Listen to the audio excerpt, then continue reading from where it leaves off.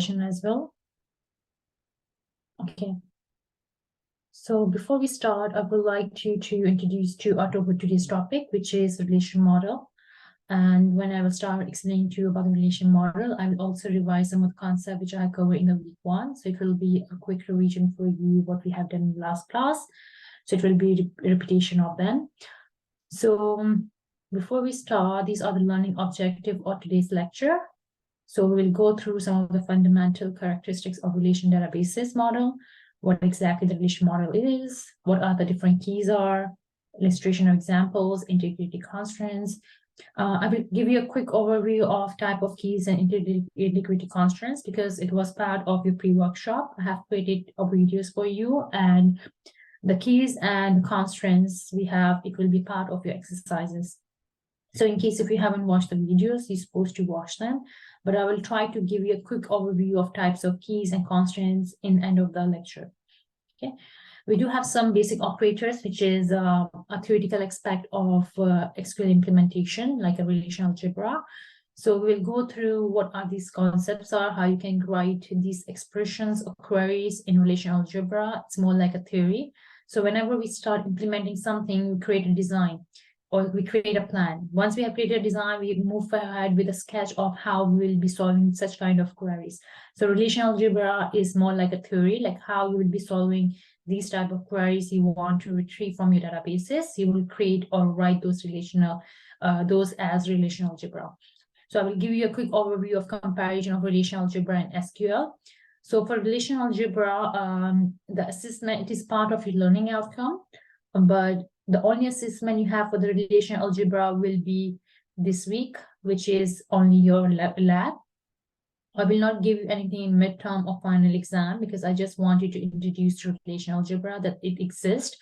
And sometimes it's very important for as a database administrator to know how to theoretically implement such kind of queries. So you should know what exactly relational algebra is, but I will not give you more assessment on relational algebra. Okay. The last time we do have number of assessment each, like it was in midterm, I do had in project phase 1, but this time I have removed that portion of relational algebra from those 2 components of assessments. So now these are the outline of today's lecture. So these 2 are the ones which I will briefly overview. I will briefly give you an idea about what these are, but you can still watch the videos because it was part of pre-workshop. I will again repeat that. But I will go through relational model characteristics. I will go through relational algebra in contrast to your lab implementation. So make sure your SQL is open with you. You have all the templates which is download, because I will mix and match between all the contents which I will teach you now. Apart from that, I will go through the ERD diagram, which I have given you as a lab 1 exercise. So I will go through quickly about ERD diagrams. I will explain to you. Also, I will go through data types again in today's lab. So before we start, we have something called as hierarchical data model. So hierarchical data model, it's like a hierarchy. Hierarchy means the organizational chart. We have levels there. We have upper level and lower level. These levels can be identified into 1 level, 2 level, 3 levels, or it can be as a sub-level. There are 2 ways you can identify them. Okay. So we are not going through in detail because you just need to know that why there is a relational model has been introduced. So let's say this is the upper level, and these are the lower levels. These levels can be identified as level 1, 2, 3, 4, 5, and 6, each of them. Or it can be considered as level 1, and these can be considered as sub-level 1, 2, 3, 4, and 5. Okay, so different manners you can write it as a levels. It depends on what type of hierarchical model you're using, because there are also some different types of identifying the levels, which is more like a headings. Okay, so we have a school of computing here, which consists of 2 departments, 2 levels, computer science, information system. We do not have more levels for information system, but we do have computer science, student 1, student 2, 3, and then so on.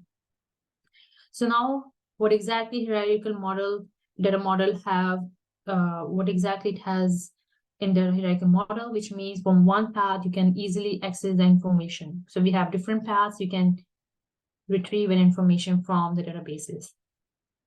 So now here we have a question, find all the results from the student 2.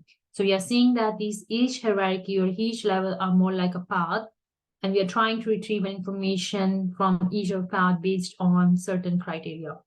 So the first question we have here is find all the results for student 2, how you can find it.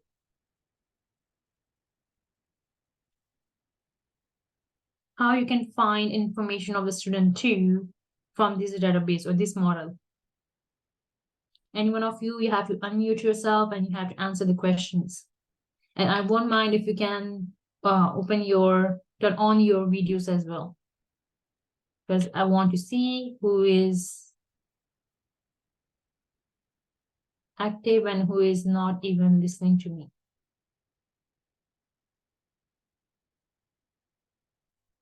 No answers? So if you'll not answer, I will mark all of you absent, which means you are not present in the class. Okay, so someone have answered. I said 350. Okay, yes, correct. Okay. So now when we are trying to retrieve information as a database administrator, we all know that we have to follow this part. So as a database administrator, sometime what happened, it's where we may have number of students here. So we may have 20,000 students who are in computer science, which means we will have number of levels here for each of them, which is very difficult for us to identify from each of them. And if we are running on databases, we are trying to query those ones, it's very difficult to retrieve that information very fast. So that information retrieval will become slower. So information retrieval or data retrieval will become slower. And the query need to be optimized. The query are not optimized, which means it need to be optimized in order to make it faster, slow query retrieval. And also it's difficult for you as a data administrator to know which level you have to retrieve an information from. Okay, so you need to know a path as well.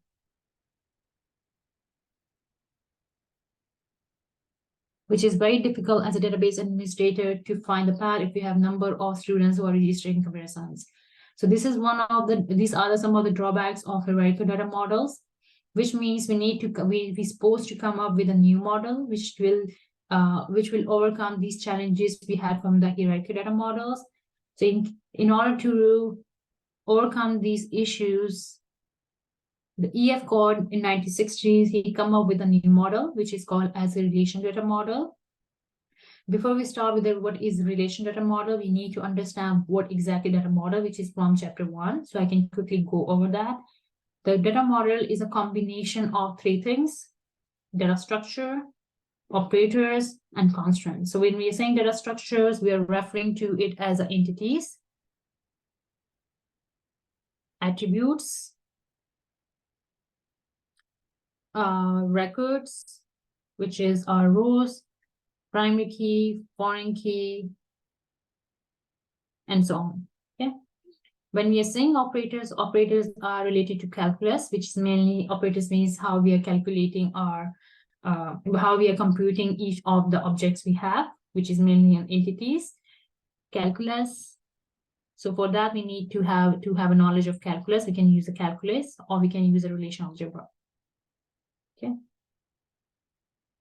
Or we use SQL as well. But for SQL, we will just compare them by using a relational algebra later on. Okay.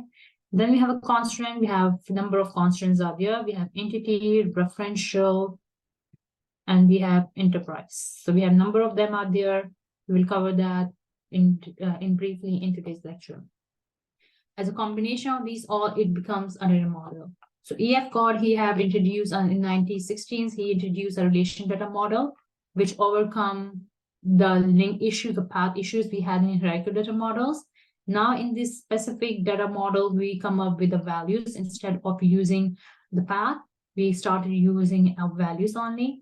And the language we are using here is called as a structured query language. We call it as a SQL or SQL as well. So it is an these model overcome challenges of a hierarchy model by changing into or providing it with using of values in order to retrieve an information. So this is for data model. Now this is a repetition of your.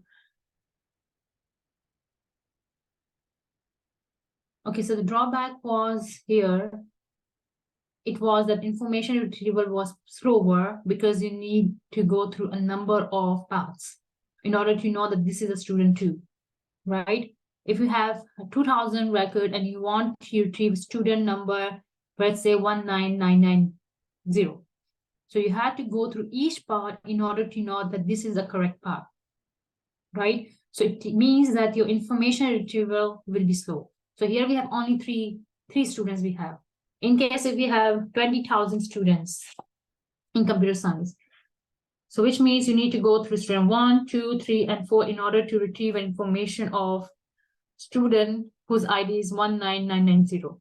It takes a lot of time, and plus you need to know the path as well. If you do not know the path, obviously it's taking a lot of time. You need to know the path. If you do not know the path, it will go through each of the path one by one, and it will take a lot of time for you to retrieve information. Okay, so as one of you have asked me to retrieve it, so this was the challenges, how we overcome them. We remove this path and we introduce our values, which is a relation data model. Hopefully it's clear now. Now we'll move ahead with the relationship model concepts, which I have covered last time. So this is a database name called as a Tiny College. I have taken from one of the book. You don't have to worry about it because just a summary of it. So here we have a table called as employee. How do we know the table name is employee? We look at the tables. It says EMP num, EMP last name, EMP F name, EMP hire date, EMP DOB, which means it's the information looks like it's belong to an entity called as employee. So employee is capital here. Okay. The database name is also using camel case, which means each letter will be capital. So we call it as camel case. For database name, you can use camel case. You can use uppercases as well. There is no standard, but mostly we use, these are some of the standards we use. So in case if you want to follow these ones, it would be good because you need to know what other standards are. Plus for the employee names, it also mostly camel case you can use for that. You can use uppercases as well. But do not use spaces in between. You can use camel case, uppercase. You can use underscore. You can use hyphen. So these are one ways you can write your entity names as well. For example, if it is employee department, for example, it's a 2, the name of the table is, you can use employee underscore or maybe hyphen and then department name. Do not use space in between. Now this is for the entity. Now for the tuple, the entity can be called as relation, it can be called as table, or it is entity. So these are 3 terminologies we use for the tables. Then we have a tuples. Before tuples, I will explain the field. So we have a field which is vertical. Okay, so we have vertical ones are the fields. We call it as a fields, we call it as a columns, we call it as a properties, characteristics. And these are some of the terminologies we use for the columns. But majority of the time we use names such as field, column, or attributes, which means same thing. Now for the tuples, tuples means rows. We call it as a row, record, or tuple, or tuple, as you want to pronounce it. How do we, each tuple we have, each record we have should be uniquely identified, which means that if there should be one attribute, such as employee number, which will uniquely identified.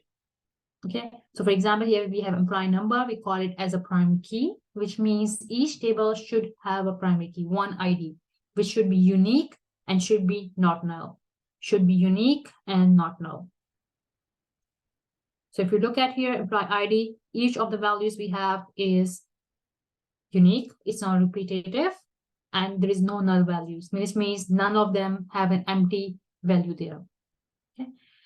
Now for the domain means three things. We have data type, data size, and we have range.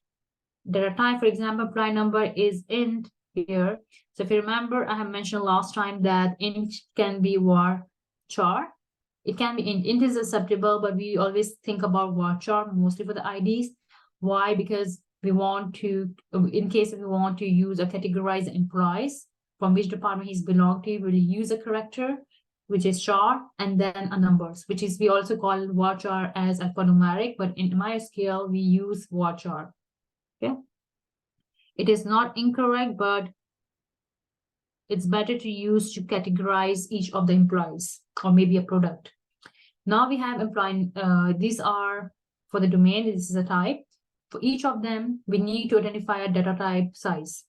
Okay, size means that how many digits should be there or how many characters should be there. For example, here employee number 100, which means we have size of 3 here. So if we try to allocate more values to 8, 4, 5, and 6, it will consider it as that it will take more space in your databases. So we want to optimize your databases as well by reducing a size, by having an attributes which have a fixed sizes. We do not allocate more space to it. We want to make sure that as a database administrator, we allocate less space to it instead of more, which is not required. Then we have range. So if you can see here, employee initial, we have A, B, D, O, D. So the range here can be between A to Z. So we cannot use 0 or 9 here. So range should be A to Z. So these are the ranges. So if you insert 0 or 9, it should throw an exception. Throw an exception means that when you are trying to insert a record into employee department, employee table, it will give you an error that employee initial should be between A to Z. You are not allowed to use 0 to 9. Okay, so this is a repetition of what we had done last time. I will move ahead with foreign keys. So here we have two tables here. We have one table called as employee. The second one is called as a department. So employee and department. So now whenever we have two tables or more than two tables, we always look at, as a database administrator, we have to look at how each table can be linked to each other or associated to each other. So for example, we have employee here.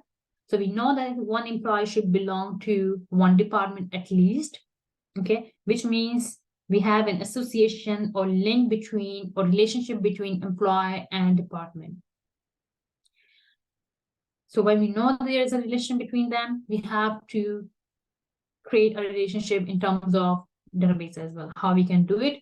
First of all, we need to identify the primary key. Here we have primary key as employee number. Here we have department code as a primary key as well. PK is primary key. Once we have identified the primary key, we have to place that primary key in one of the tables. There is a rule we follow, but I will teach you in ERD diagram where exactly you have to place that specific primary key. Here we are placing our employee number in department as a foreign key. So you can see here, this is employee number, which is primary key in employee table, which means it becomes here foreign key. Foreign key is opposite of primary key, which means it can be duplicated or repetitive, which means 106 can be repetitive multiple times, 103 can be repeated multiple times, which means it can be duplicated or repetitive, or it can be null as well. So which is opposite of it. So primary key should be unique. So we said primary key should be unique. So here it can be duplicated. It cannot be unique. Here the primary key should be null, whereas foreign key can be null. If it can be null, cannot be null as well. So this is an overview of what we have done last time. Now I would like to go through the properties of relationships. Some of them we already have covered. So we have distinct relationship name, distinct attributes, and distinct tuples as well. So what exactly it means? It means we need to have attribute names should be unique, which means you cannot have same implied DOB as second entity attributes as well. You should have only one implied DOB as one column. You cannot have same column multiple times, like two or 3 or 4 occurrences should be there for implied DOP. Okay, so this is one rule. Second rule is that each of the attributes should be applied, it should be uniquely identified through the primary key. It's already, I have repeated that, which is mainly because of primary key. The third one is that each, okay, one more there was, I think I have missed that. Okay, relationship names. Okay, so now for the relationship name, even for the database name, it should be unique as well. You cannot have same database multiple times.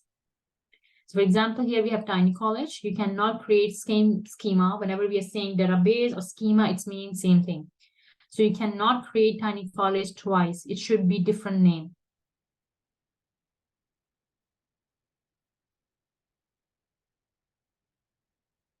Okay, I will answer your question someone has sent. I will just finish this one and then I will come back to your question. So for a table, we cannot have two employee tables. It should be renamed to something else. You can have employee once only. Department can be only exist once. You have to, whenever you're creating a new tables, you have to make sure it's not exist already. You have to always name it something else. For example, some people, they name it as employee 1, 2, but it's not correct way of doing it as a database administrator. The next one is atomic cells. Atomic cells means each value, each cell we have in our database should consist of only one value. We call it as atomic. We have one cell should have only one value. It cannot have multi-values, which means this specific cell cannot have all the values which is here. It should have only one value. Okay, so these are some of the properties we need to follow whenever we are creating a relational model. These are some of the properties we follow. So now we want you to discuss this one, but before that, let me see. Someone have sent me a question here. Okay, I think so. All of you are sending me a direct message. You can also write it directly as well in case. So one of you have asked, what if there are twins that work in the same workplace? So I didn't get what exactly you mean. You mean the name you're referring to? Even if you are twins who are working in the same workplace, they will have a different IDs. Okay, they can have a different IDs, their name will be different, but their date of birth can be same. So date of birth cannot be required, which means cannot be, basically date of birth can be unique or it can be same, because majority of people may have same date of birth. So same date of birth can be same, but they are already uniquely identified through what? The primary keys.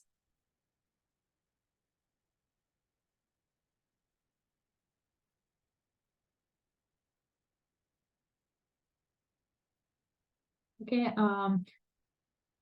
okay, one, it is not one tuple is missing primary. Okay, you are answering this. I thought you were answering that. So is this a valid relationship? So we always look at each of the attributes. This is the best practice. I will tell you that always look at each attribute to find out what are the issues are. This is how you critically identify the issues. So let's look at the student ID. What's the issue here? So if you look at the student ID, what's the issue here? So I'm here now in student ID. What do you think? What will be the issue here? Okay. Yes. So they are, okay. Some of you are sending me direct message. Can you please click on everyone in meeting so everyone can see your answers? Okay. Because you all have to participate so others can see your answers as well. It's good for others. Okay. So some of you already have sent me for second one. Now for the third surname, degree, and major and GPA. I want you to write for all of them. I'm giving you 2 minutes and then I will start discussing what are the issues are. So in case if I miss something, please do highlight them.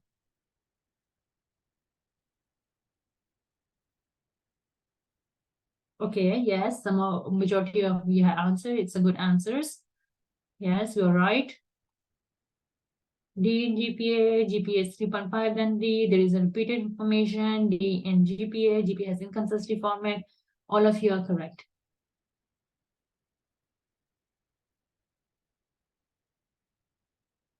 One ID is null.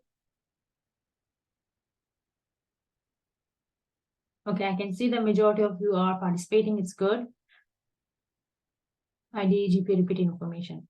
Okay, good. 1 minute more, and then I will start discussing the answer with you.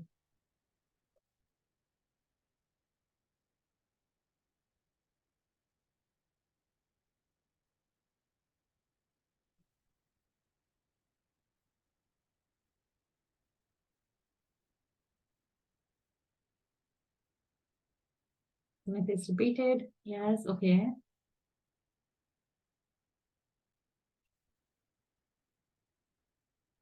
Okay.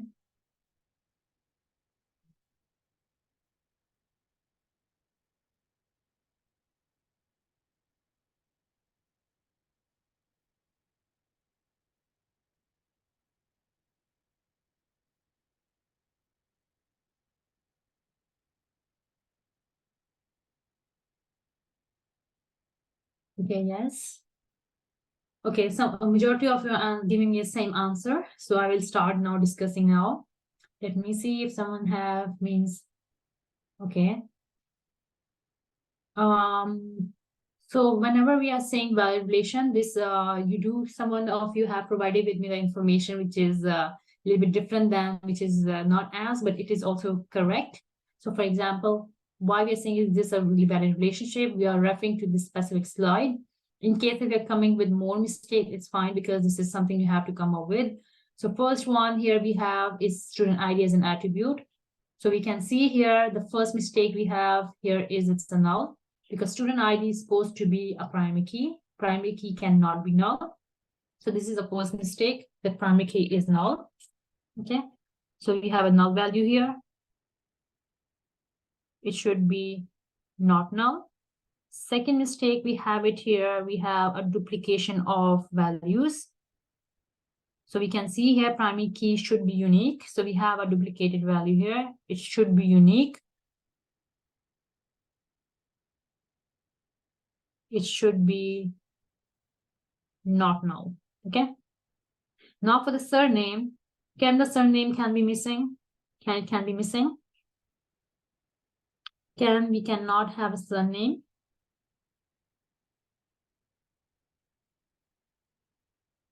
Is it required or can be null? So when we are saying not null, we are saying it is required, which means we cannot have any empty values in that specific attribute. So here surname is not given here, which means we should have a surname. This is a third mistake. Some of you have mentioned about that we should have the surname means a last name. We should have a first name. You are right about that, but as it says in terms of properties which I've mentioned, whether it's what is missing there, but you are right that first name is also missing, so we can consider it as a one mistake also. But obviously, this specific question was in terms of properties of relation, but you are right also, so I don't want to say that you are wrong. Now for the degree can be missing, it can be null. Okay, so this is another mistake we have. Yes, it should be required. It is also required. So this is another mistake we can say. For the major, do we have any issues here? We don't have any issues in major. Let's look at the GPA. Do we have any issues here? Yes, we do have it because of the range. So domain are not same. So domain should be same. We have a D here. We have all the decimal points here. We cannot use D. D means character or char, which means we need to have only decimal for the GPA. So these are some of invalidity or inconsistency in this specific example. Okay, is it clear? Do you want me to repeat anything or anything I have missed here? If I missed, please do let me know. Anything is missing? Okay, so no one have answered that if you want me to repeat, so I will move ahead now. So now we have something called as relation schema. So we already know the relation. Now we are moving ahead with relation schema. What exactly the relation schema is? It is a way we write about theoretically the relation or its attributes. So we can write our relationship in theory in two ways. One can be a tabular format. Another one is relation schema. Relation schema or relation schema. Okay. So this is two ways we can write our databases or tables, expressions. One tabular format, another one is relation schema. I have already introduced use with a tabular format. Tabular format consists of populated with the values as well, which means we can see the attributes, we can see all the rows with the values. Okay, so this is the main difference between the tabular format and relation schema. How the relation schema look like. Relation schema consists of name and description. Description means attributes. Attributes, primary keys, and foreign keys. So you can see here, this is an example of relation schema. So we start with writing a name of the entity or relation. Started with uppercases, all of them are uppercases. It's a department. We use parenthesis, which is a bracket, opening and closing. Inside these parentheses, we use attributes. So include attributes. We are calling it as, in terms of definition, we are saying that it is a description. Description means we are introducing its attributes, we are identifying the primary key, we are identifying the foreign key as well. So how do we know which one is primary key and foreign key? But before going ahead with that, you can see here we have department code, department name, school code, employer name, department address, and so on. These all are our attributes. I have listed all my attributes. Now I have to identify my primary keys and foreign keys. The primary keys, if we look at here, department code is linked to a department. How do we know? We know department is one entity and department code is more relevant to the department entity itself, because each department should be identified uniquely based on department code. Now, if we look at school code, if we look at department, which means school code should belong to school entity, employee number should belong to employee entity as well. So what we will do here, for primary keys, it is always underlined. So this is our primary keys, which is underlined, whereas foreign keys are always bold. So these are our foreign keys, which is belong to other tables. So we can bold them, or we can also write it as an italic. It's up to you whichever format you want. So this is called as a relation schema. I did provide you with how you can write them. So this is not a standard, but we are also following some standards. So you can find this one as mostly used.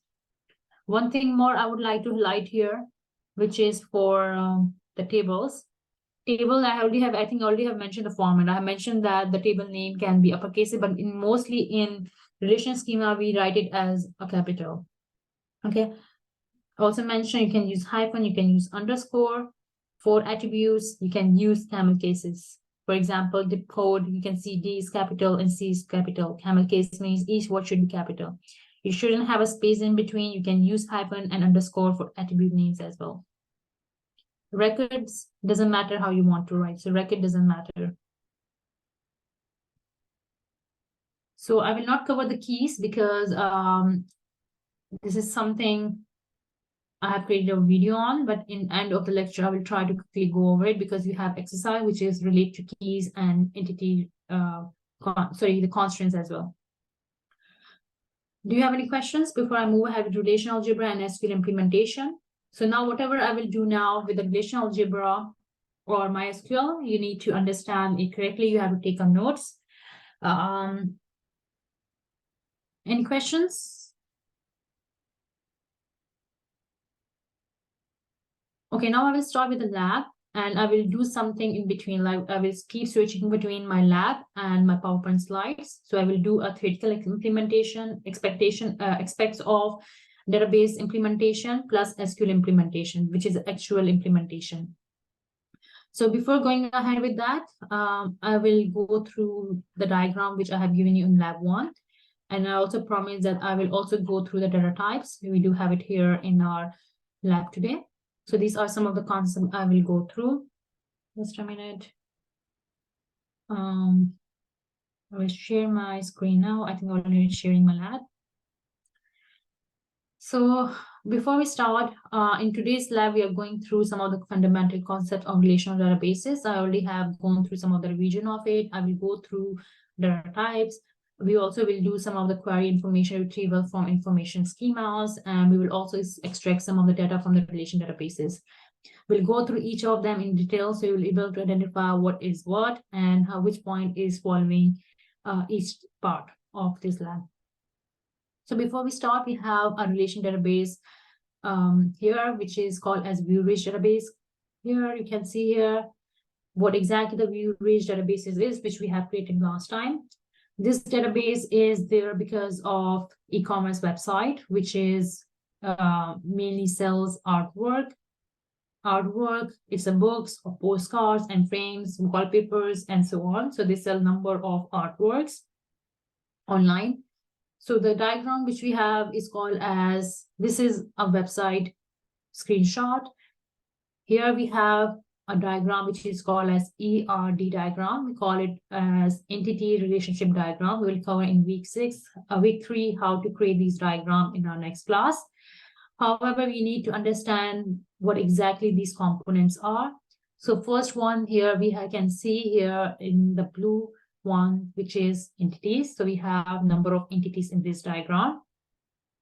So entities, 5 entities are here: customer, trans, work, artist, customer, artist, and int. Each entity, as you can see, are distinct, so we are not repeating any of them. This diagram is part of e-commerce diagram, but it is not entire diagram, which means we do have some of the information missing here. So we only refer to what we have done last time. We have imported the script, run the script, and we will just look at it. Okay, because we are not focusing on entire diagram, which is a huge database. We are just focusing on some of the entities, which is a patch of this database. The actual implementation of the actual diagram or actual implementation of the databases. So now here we have customer. Customer consists of primary keys. This is your lab 1. Then we have trans. Trans consists of primary key as well as a trans ID. We do have foreign keys because we have a relationship between customer and transaction. Then we have work. Work consists of work ID and foreign key as the artist ID. We have an artist as a primary key. We do have a relationship between customer and artist. So we do have one more entity here, which is called as customer artist in, which is consists of foreign keys but no primary keys. So we said earlier that we need to have primary keys in each of the entities. Why we do not have a foreign key here, a primary key here? Because this table is considered as a junction table associative entities. And why it is associative or junction table, I will explain when I will start explaining the relationship. Is this clear? Which one is primary key, which one is foreign key, and why we need to have foreign keys? Because I will start with the relationship now.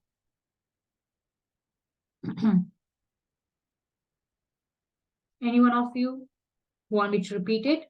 Because I will start with relationship now.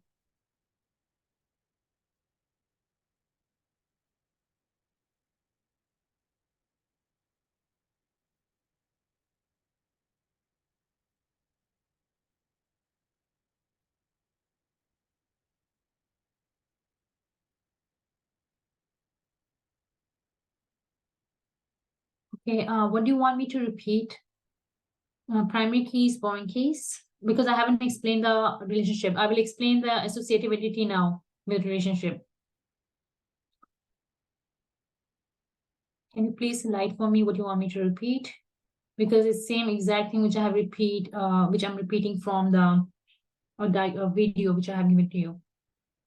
Okay, so primary keys, we already know that each entity should have a unique ID. So we already know about it. The foreign key, whenever we have a relationship between 2 tables, we know we have to place a foreign key. So why we need to have that? I will explain the relationship so you will be able to understand where exactly we have to place the foreign key. Next week, we will cover how we are drawing ourselves these diagrams. It will be more in detail. Right now, you need to know that we have an entities. We need to place a primary key. We need to place the foreign keys as well. Why we need to place a foreign key? Whenever we have a relationship between 2 entities, we need to have a foreign key to be there in one of the entities. There is a rules we follow to place a foreign key. Okay. So now I will start with the relationship now. I think so I will keep this one on. Maybe I can put that in some of my Word file because I want to draw on it. Because whiteboard doesn't allow me to post something there.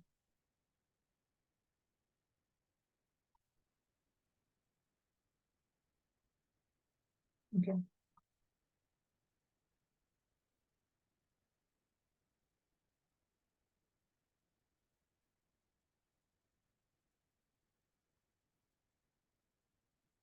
Okay, so now we need to identify a relationship. So we look at each of the entity. So we have customer and transaction entity. So we'll start from left to right. You can also read from right to left, but I'm starting from left to right. So first of all, I will look at these two entities, which is customer and transaction. So I have customer and transaction here. So I will write it by using my customer and transaction. So as we have mentioned, this is a view-rich diagram, database diagram, which means that we are buying, it is an e-commerce website, we are buying certain arts from these websites. So we need to have a customer, and each customer, when they are purchasing something from any website or e-commerce website, for example, this one, the view-rich databases or view-rich gallery, they should have an invoice. So trans here is transaction or invoice which they have for that specific order they have placed. So we have customer and transaction. So transaction here is transaction or invoice. I'm repeating again. So we need to know what are the relationship between transaction and customer. We already know that each customer should have a transaction, right? Why? Because they will be placing certain order on e-commerce. So we cannot have a customer who do not have an invoice. They might have in the past, may have currently. So one customer can purchase or can have one transaction, one invoice, or one transaction. One customer can have multiple transactions. Is it possible? Is it possible? So we are saying that one customer can purchase one order, can place one order, or maybe one customer can place multiple orders, which means one customer can buy multiple products from that specific website. Okay, which means it is many. We do not consider in relationship 2 or 3 or 4. We consider one or many only. So this is from customer transaction. We always read from both ends bidirectional, which means customer transaction we have to read first and then transaction to customer. It's up to you how you want to read. So I already have read from customer transaction. Now I will read from transaction to customer. Now I have to do opposite. So I can say one transaction can belong to one customer, which means the transaction we will have in our databases should have one customer, right? Is there possibly there is transaction, it's not belong to any customer? It is not possible, which means one to one. Then one transaction can belong to multiple customers. Is it possible? Is it possible that one transaction belong to multiple customer? No. So it is not possible that one transaction is belong to multiple customers. Okay. How it cannot be possible? Because each transaction will have a customer ID, which is belong to only one person or one ID. So that's why it's not possible. So whenever I do that, I do something as a maths. So for example, we have 1, 1, 1, which means our output should be 1. I'm reading this sides 1, 1, and 1, which means it will be 1. In case if you have one m in between, one many in between, which means it is n, which is many. We can see here in our diagram, we have different notation for that.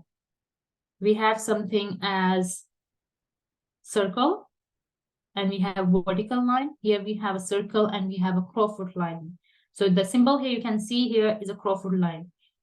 So the one which is most left or nearest to an entity, it is our relationships, which is one to many, one to one, one to many, or many to many.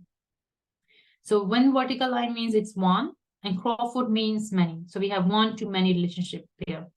We have a circle here. This circle means it is, I will repeat these symbols later on, and what exactly means I will repeat it again as well in the next class. So symbols, we have it here. So for example, if you have something as vertical line here, which means it is one. If you have crowfoot, I cannot draw it here now. So I will just write here crowfoot means it's many. If you have a circle, something like this, it means it's optional. And if you have something as two vertical lines, like after this line, you have no vertical line, you do have here with many as well. So which means many, and this vertical line after the many crowfoot, it is mandatory. Okay. So the one which is most nearest to an entity, it's 1. The next to it, it is mostly mandatory, or we call it as optional. Okay, so I will repeat that in my next lecture as well, because we don't know how to draw the ERD diagrams. We're just looking at this one. So this is for the first 2 entities. Now I will read between transaction and work. Mostly whenever I read my entities, I read from 1 to many, as it's much easier for me. So work to transaction, I will do it now. So work to transaction. So if you look at the attributes, attribute says copy. So I would like to highlight that. But before that, if you can see here, as we know, there's a relationship, we have placed a customer ID into a transaction as a foreign key, because we have mentioned that we have a link between customer and transaction. Okay, so customer ID have foreign key, which is a customer ID. So transaction have a customer ID as a foreign key from the customer, because we are saying that there is an association between customer and transaction. Okay, so for example, if we are using a database and we want to retrieve information about the customer and their transactions, we will just type a customer ID. We type a customer ID, and from there we can see all the transactions that specific customer have in the system. Okay, it can be 2 transactions, 3 transactions, or multiple transactions as well. Same from the transaction. If we do not know the customer and we want to know the customer, because transaction majority of time have a customer ID, we just enter transaction, because we are focusing on only a specific transaction. We enter transaction ID. From there, we can access the information of the customer, because we have a customer ID is a foreign key here, which means we have linked them together. Now I will go back to work and transaction. So it is 1 to many. So we are saying that one work can have 1 transaction. So when we are saying work, we are talking about paintings, because if you look at MySQL, the scripts we have downloaded last time, if you look at the titles, if you look at the description, it says majority of them are mostly about the painting. Okay, so we're saying one work can have 1 transaction, but that one work can have multiple copies. Work means painting, which we are selling. So one painting can have 1 transaction, or one work can have multiple transaction. Is it possible? And here I'm saying that refer to attribute called as copy. Do you think it's correct?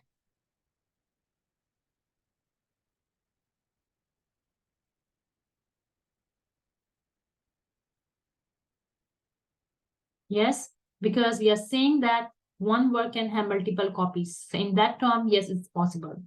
So if there is if there is no copies are there, then we can say that yes, one work should have only 1 transaction, because we have only 1 painting, no more copies. In that sense, we can say yes, it's possible to have only 1 to 1, no 1 to many. Okay, so it is acceptable. Now we are reading from transaction to work. 1 transaction, majority of time it's 1 to 1. So 1 transaction can have 1 work. Can 1 transaction can have multiple work?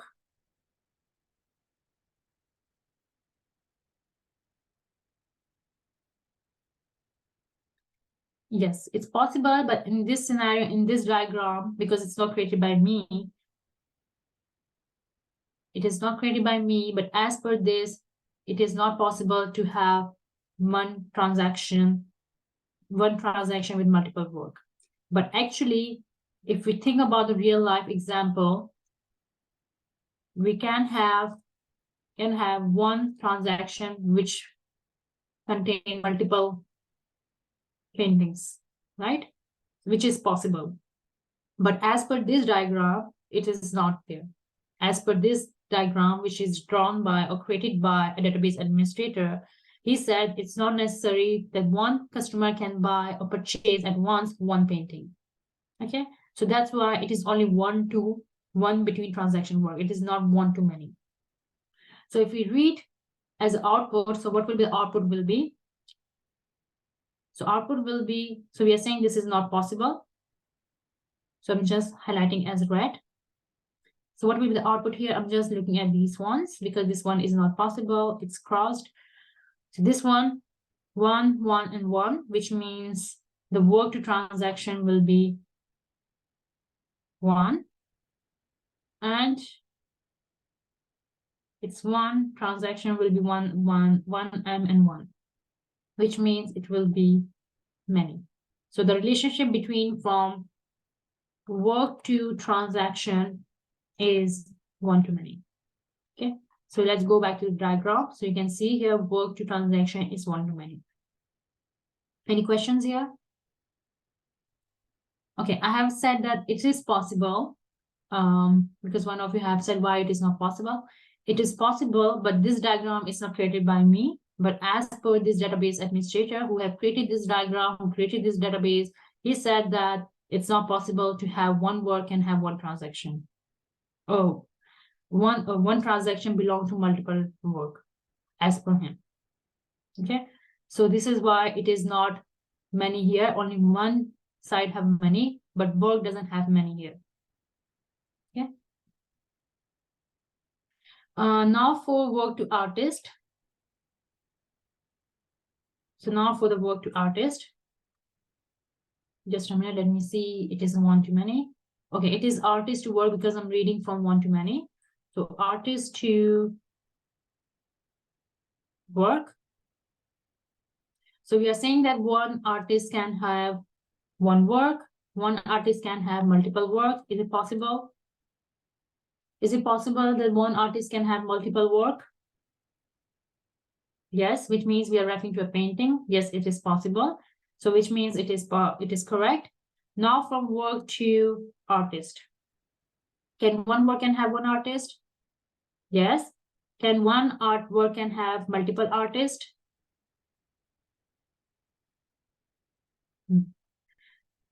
So as we are talking about the paintings here,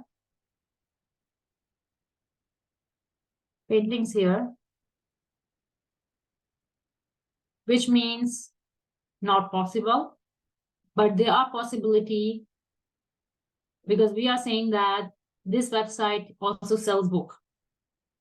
So if we are selling books, which means we can have multiple artists or multiple authors.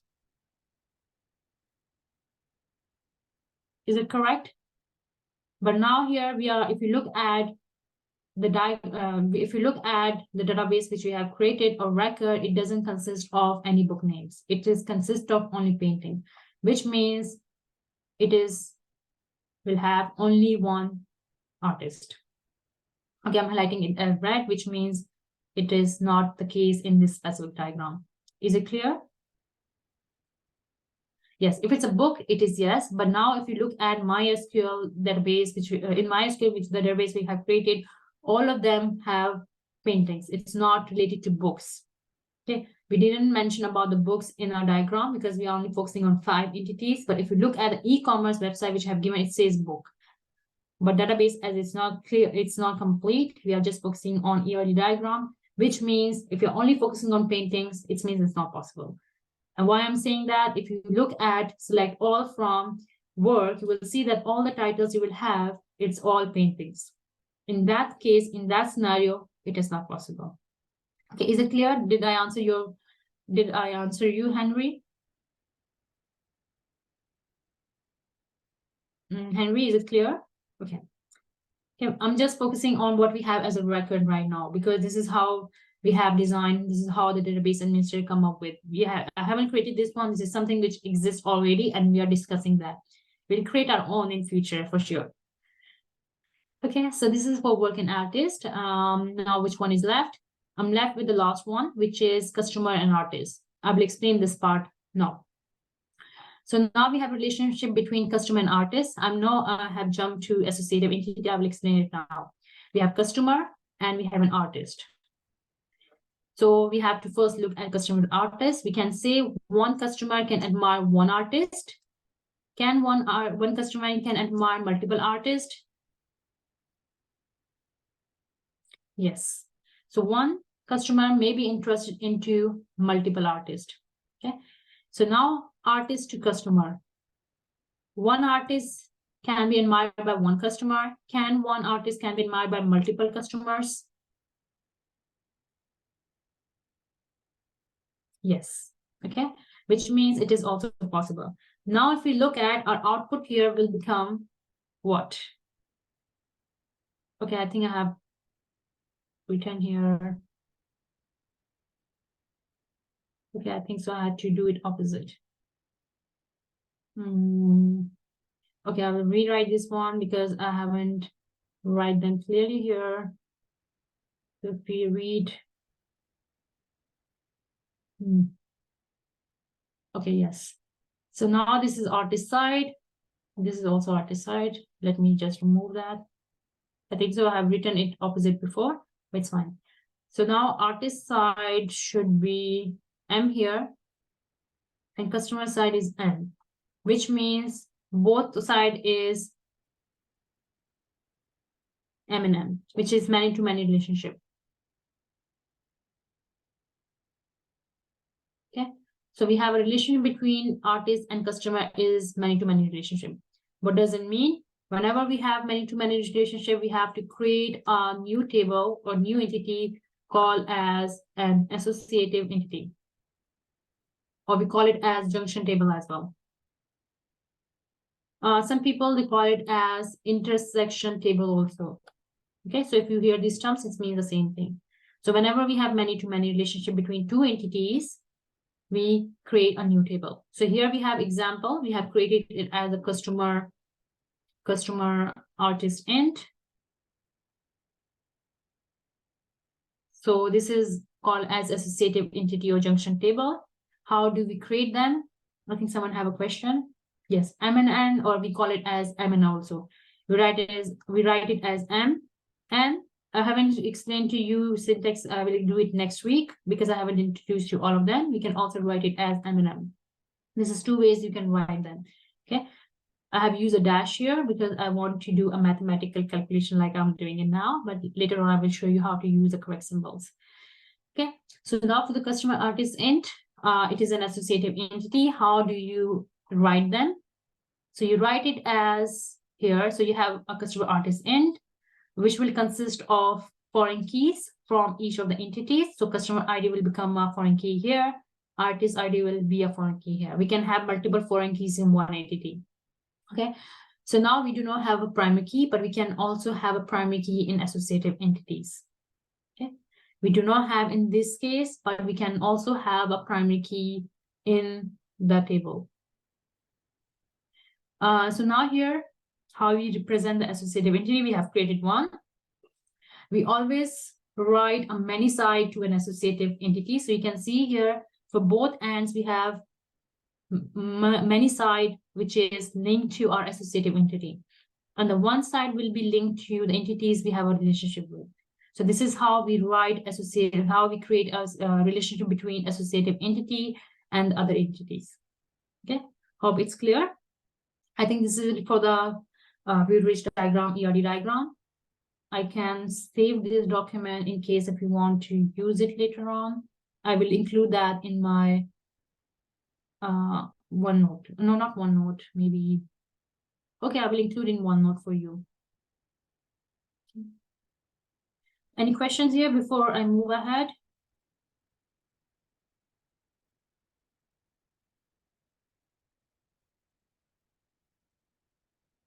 So I'm including in OneNote. I have shared with you OneNote notes link yesterday, and I will be pasting it here now. Any questions? MN means it is many to many. You can write it as MN or you can write as MM. Okay. We mostly use colon in between. Okay, so I will move ahead now. So I will go back to my lab now.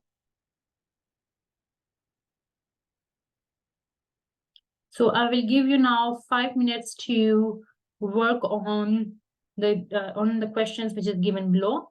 I will place you in breakout rooms now. So you have to quickly discuss these one. This is something I already have discussed. It's a quick little revision. And then I will start discussing with you.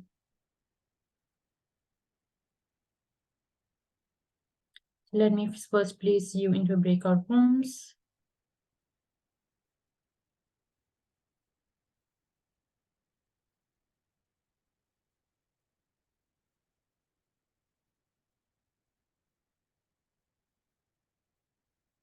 In my recording now.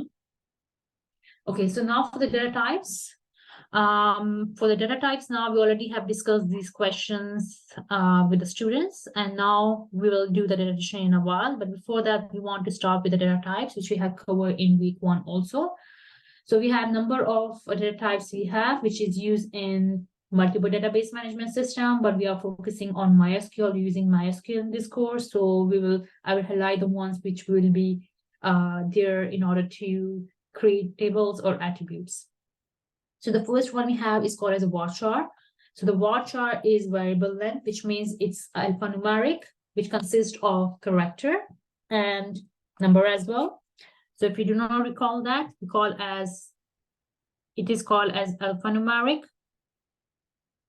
which means we have a character such as 0, E, which is a character, and we have a number. So we have a character here, a char here, and we have a number, a numeric. But in MySQL, we use varchar. But what exactly means? It means alphanumeric values. Example, varchar, and then this is a data type, and the value we have here 10 is a data size. Each attribute when we are creating should have data type and its size. Okay. By maximum size of the varchar is 65535 bytes. So it's always optimal to identify the data type size. If you're not identifying it by default, it will allow that attribute, for example, employee number to have 65535 bytes. You have to multiply by 8, you will find that it's a huge space it is allocated for one attribute, one column, which we do not want to have it. We want to save our space. We want to only allocate a space which is required by specific attribute. Okay, so it needs only 10 characters. We will just use 10 size. We do not have to use default maximum values there. Okay, this is a role of database administrator to save a space as well. Okay, now for the char, it's a fixed length character. So it has the maximum length for that is 0 to 25, which means you can have example as last name and first name. So my name is Aishanzur, which means it's all characters or char. So we do not have any numeric, so it is char.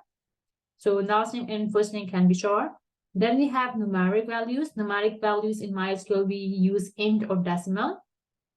The int is mostly used for numeric values without any points or decimal points. For example, we have quantity for the product, or we call it as a unit. So we can have one product, you may have bought 5 quantity of it, which means it is a int value or int number, integer number. Int means integer numbers. Integer values can be categorized as signed int, unsigned int, or big int. Unsigned int takes minus values as well, and this is a max length of it, okay, which is 2147483 Unsigned one takes positive values, starting from 0 to 4294 6967 295. These are huge values. So that's why whenever we are even using int, we have to specify the numbers we can use. Big int, in case these size are not enough for us, we use 8 bytes. 8 bytes means 64 bits. So if you look at the unsigned int, how many digits we have? 1, 2, 3, 4, 5, 6, 7, 8, 9, 10. So we have 10 bits here. So in case we want more bits, we need to use a big int here. Okay, so that's why big int can be used whenever we want to use more values. But mostly by default, it says 10 bits, but majority of time it's 32 bits, not 10 bits. The signed ones, it is 32 bits.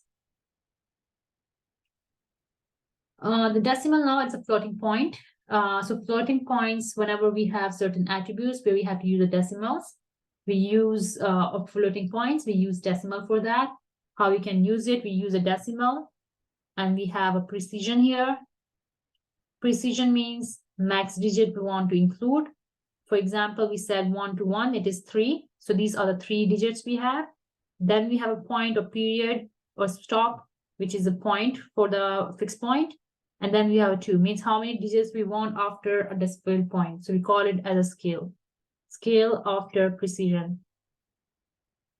Okay, it's given here in your lab. So it's all explanation is given here. I'm just giving you a quick overview of what exactly it means. Now we have date time, date timestamp, time and date. This is another data type. Date time is like whenever we want both, where you have an attribute where we need to have date and time. For example, if you have booked a ticket or flight, so it always consists of date and time. Okay, so for example, it says arrival consists of date and time. Sometimes it is arrival date and time is different attributes. If it's same attribute, only arrival, it may have a date when you want to arrive on that specific airport or specific country. It will have a date and time, at what time you reach. You also have example of date time, which is in your computers. You can see here, you have a date and then you have a time. We call it as a date time, or we also use timestamp for that. Timestamp means both of them. In case if you have an attribute which need only time, which needs or date also, we can also use them separately. For example, instead of having arrival as one attribute, we have it as arrival time and arrival date as a separate two attributes. So how we can do it? Arrival date will be a date data type, and arrival time will be time data type. By default, the date time is start from year, month, and date, hours, month, and seconds. So you can see here YY is for year, month, day, hours, minutes, and seconds. This is a format. You can also this format in case we want to use a different type of formats as well. For date also it's year, month, and day. Okay, so these are the default formats we use. In case we do not want to use this format, we can also change them.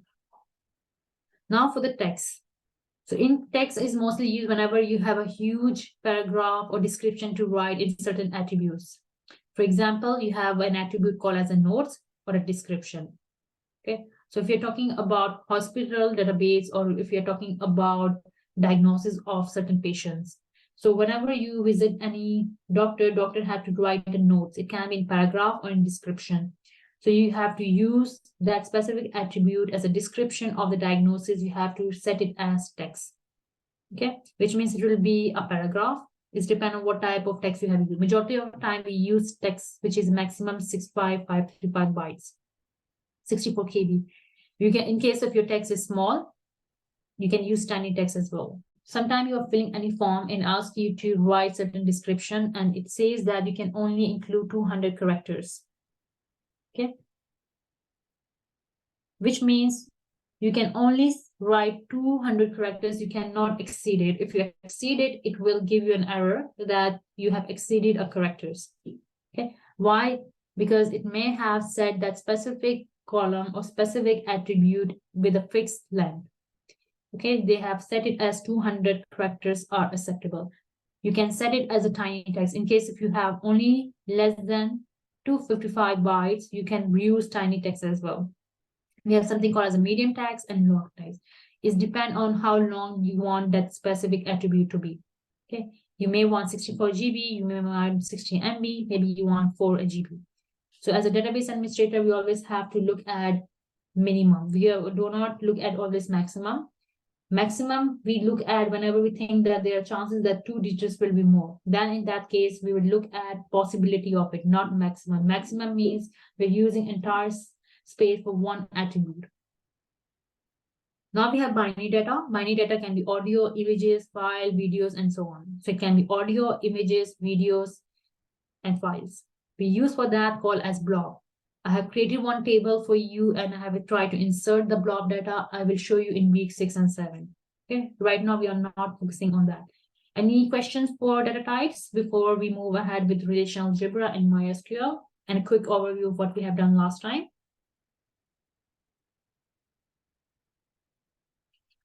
Anything I have to repeat here?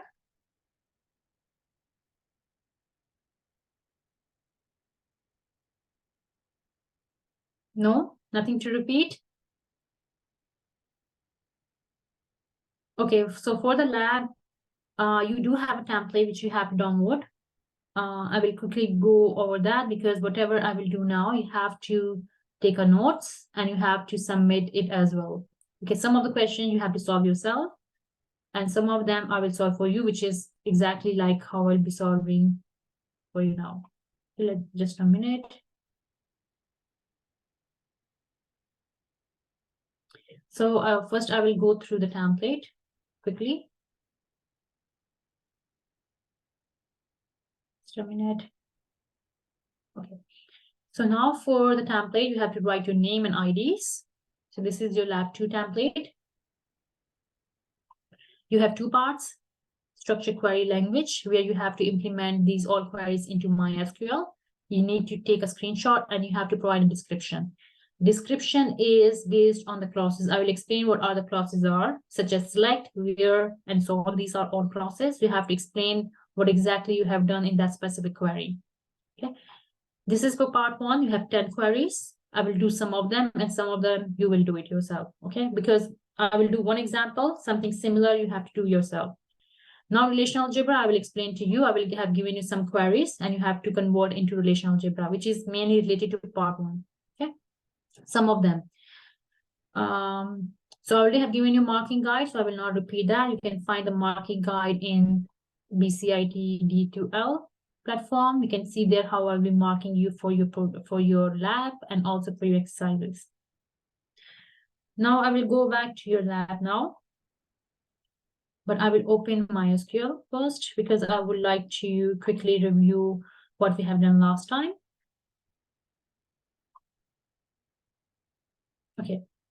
So in last class, we have used a MySQL workbench. We have installed it.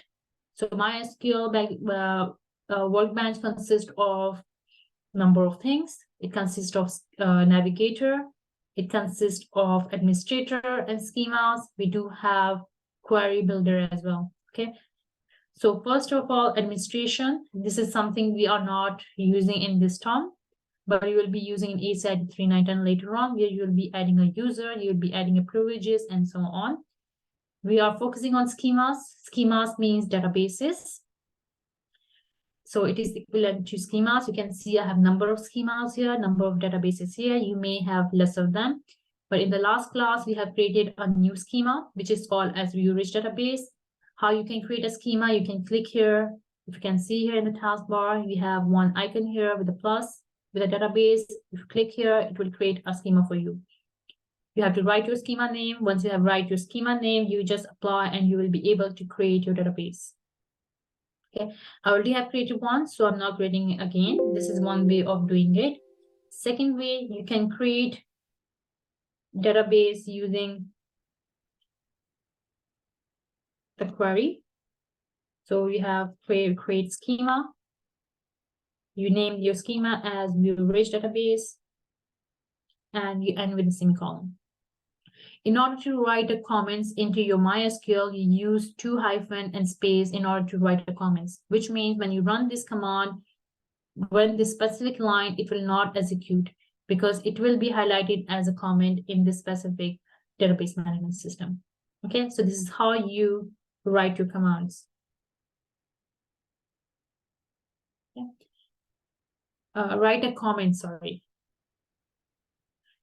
So now here you have create schema, view-rich databases. In MySQL, we call it as, so we said the schema and database is same thing. So you can use create schema. You can also use create database to create a database, the same thing.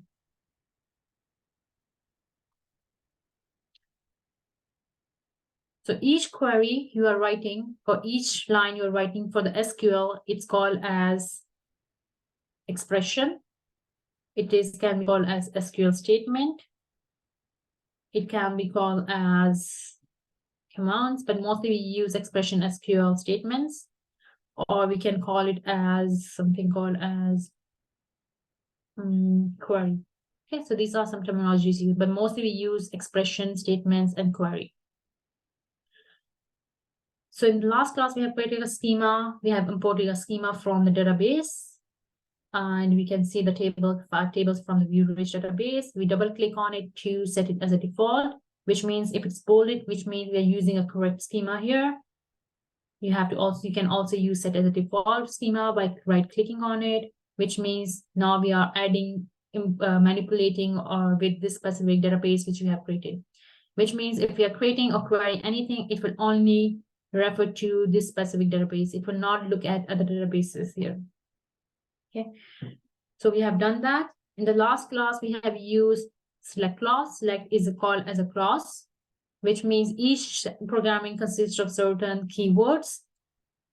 Here we call it as clause or keywords here.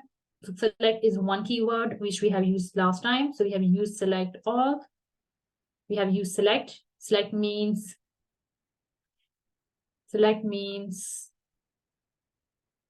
fetch the information or retrieve attributes from the table, from the identified tables. So whenever we are writing a query, we use select as capital. We use asterisk. Asterisk means all. What does all means? So asterisk symbol here, it means all the attributes. So in case if we want to list all the attributes we have in that specific table, we use asterisk. Space, from, it is another clause, which means from here exactly we want to retrieve all the attributes from. We have to select artist here because we are saying that we want to see all the attributes from artist. So once you execute it, you will be able to see all the records from that specific table. So for example, you can see here, it is showing me in the end, in the action output, that there are 11 rows are there. So in case if we have multiple of them, we can also see that how many rows we have it here in the action output. In result grid, it will show us entire table, which means all the attributes and all the data, which is populated by the data by initially when we have done in lab 1. So what else we have it here? In case if we want to, how we can execute our queries in case if we do not know. So you can execute your queries. You can see here the thunder, or you have thunder here, thunder symbol here in yellow. You just click on it and you execute it. Okay, or you can use shortcut which will be control and enter. So when you control enter, you will be able to execute your query, but you have to make sure you have highlighted your expressions. For example, my cursor is here, it is gray, which means if I control enter, it will run my select all from artist. Okay, so you have to identify the line by line of the code, which means you can see here on the left side 1, 2, 3, 4, which means the line of code. You have to identify which line you want to execute a code on. So whenever you end with a semicolon, by default, MySQL will be able to identify that it is, this is where your expression ends. So for example, if I write it as select all from artist, now it is written in 2 lines, but when I run it, the MySQL will be to identify that my statement start from line 11 and ends at 12 because I have used a semicolon in the end. We also have used in the last class called as a describe. Describe is used to retrieve all the metadata or more information. Metadata or more information or properties of the tables. So for example, such as column names, keys, required or not required, which is nulls, etc. So if we run it for the describe artist, you can see here it has listed all the fields, all the columns. Its type means data type, and size, if it's null or not. Yes means it is null. If it's no, which means it's not null.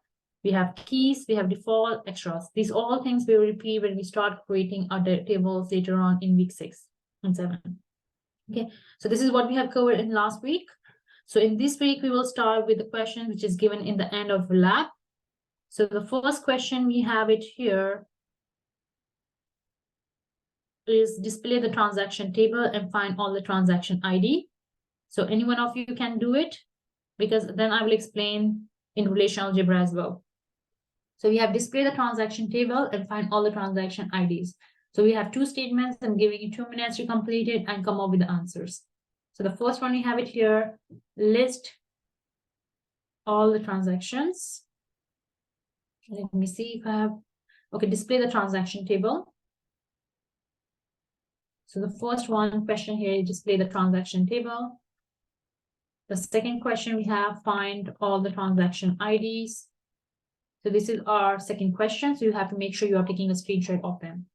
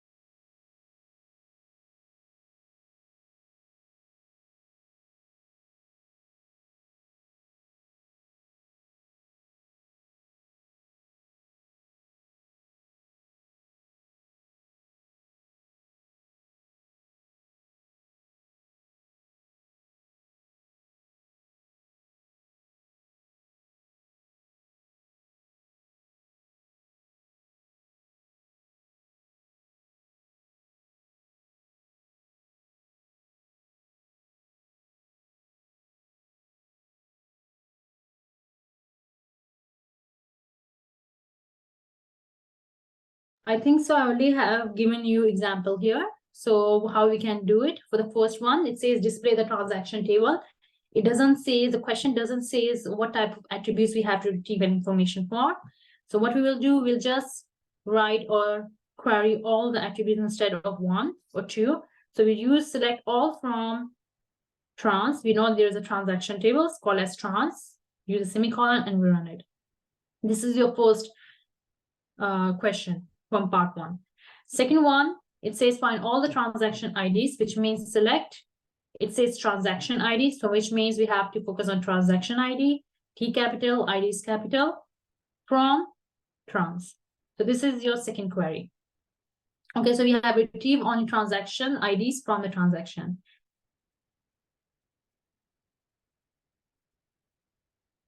Okay, so now I want to go back to, this is where I will stop for a while because I want to go back to relational algebra now, because I want to show you how we can do it as, what we call it as, how we can do it as theoretically, how we can write those expressions as theoretically before implementing them. This terminal, I think I have closed it by mistake, maybe. Okay, it's already, okay, I will share it now with you. Okay, so now we have something called as a relational algebra. So relational algebra operators are mostly a theoretical way of writing these expressions before we start implementing in MySQL or in SQL. If you're using other type of database management system, we can write it as an expression by handwritten notes, or maybe you can write it on Word as you want to. But why we have to have relational algebra? Because we need to know that how will be, it's like planning, like how each of the queries will work. Because as a database administrator, in case if we do not have implementation, we do not want to tamper with our database, we need to know how we can sketch it by using a relational algebra. In this course, I will, as I have mentioned earlier, that I will be, there's only one assessment for that, which is today's lab, the last 3 questions. I will not introduce relational algebra in future later on, but we need to know how to use it. Okay, it is important, but I don't want to give you any more assessment on that. There's only one assessment, which is in the lab. Now for the basic operators for that, how we can use a relational algebra, there are basic operators we need to understand. The first one here is project. So for the project, we use a Greek letter as pi. You can see here as a pi, which means it's same as select clause from the MySQL. So in MySQL, we're using a select. In relational algebra, we use it as a pi symbol, or we call it as a project, which means we're trying to retrieve an information vertically, okay, from here. Okay, so this is for project. Now this is the same one which I have explained to you there in the lab. We say display the transaction table or find the transaction ID. How we can write it in basic operator, or how we can write it in the how we can write it in relational algebra. So I will just share with you now the whiteboard. Not whiteboard, I will share that in the documents better. Okay. Right. Let me share with you.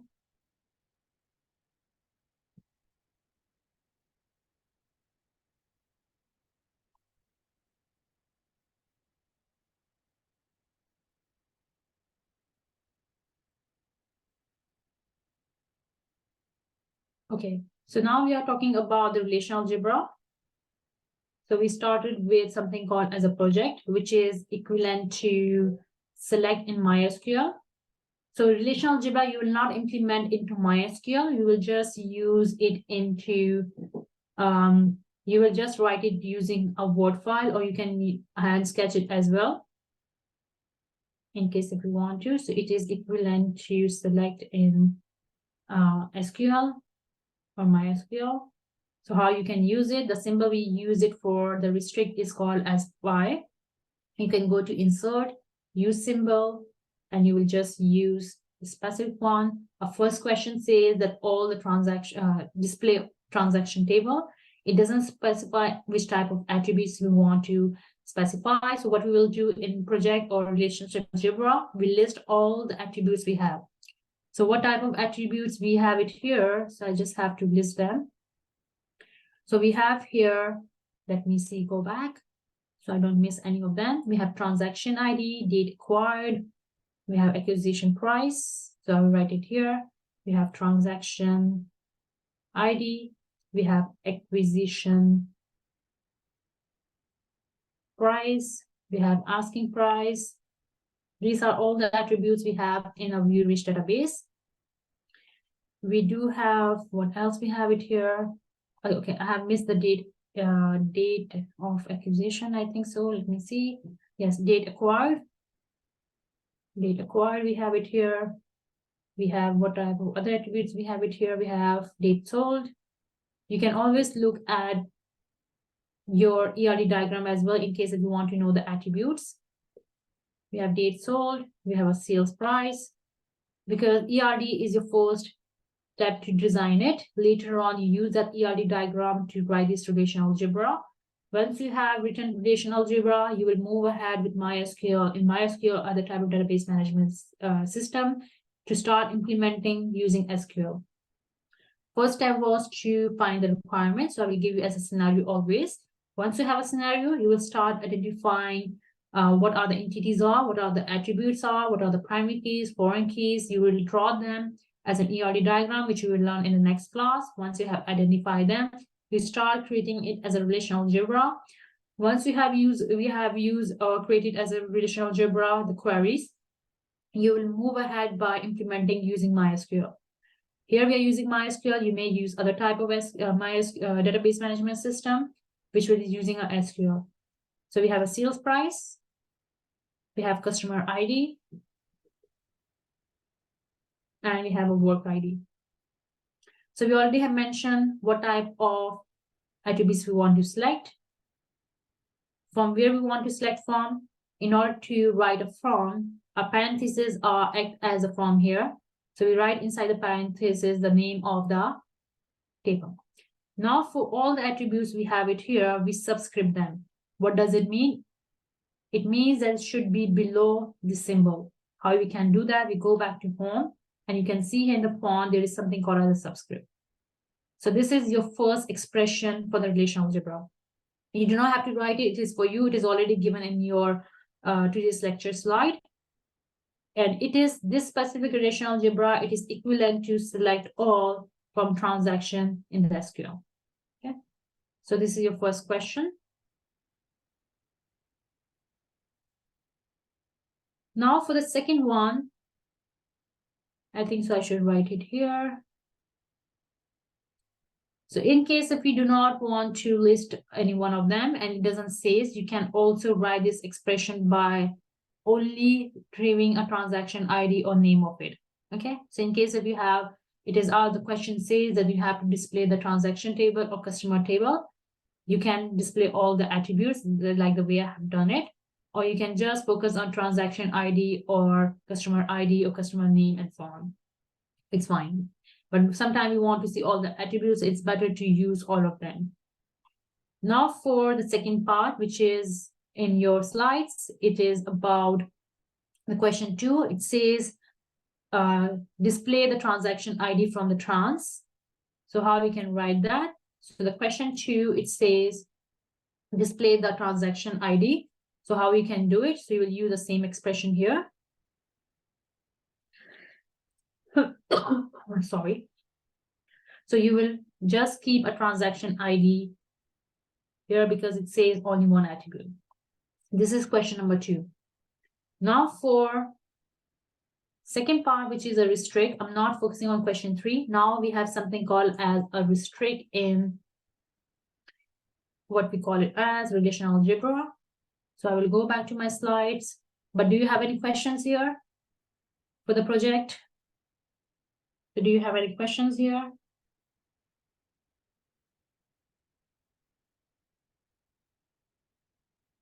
I can't see any messages here, which means you are fine. Are you fine, all of you? Do you want me to repeat something?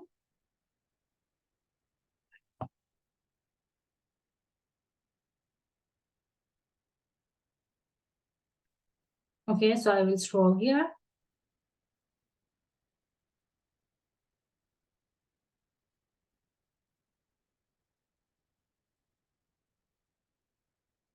You mean the pi? The pi symbol, it is from insert. Go to symbols. In symbol, you can find the pi here. Okay, it's a Greek letter pi. In case if you cannot find, you can look at the more symbols, you can able to find from there. But it is from font Korean new and Greek. So I can just take a screenshot of that.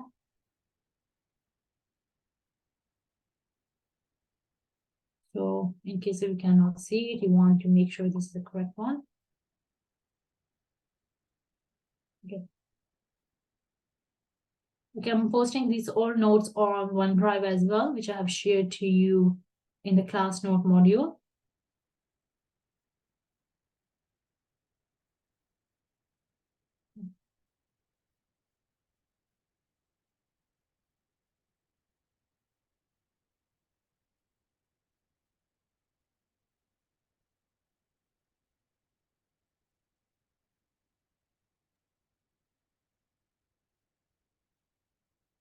Okay, I will post that later on.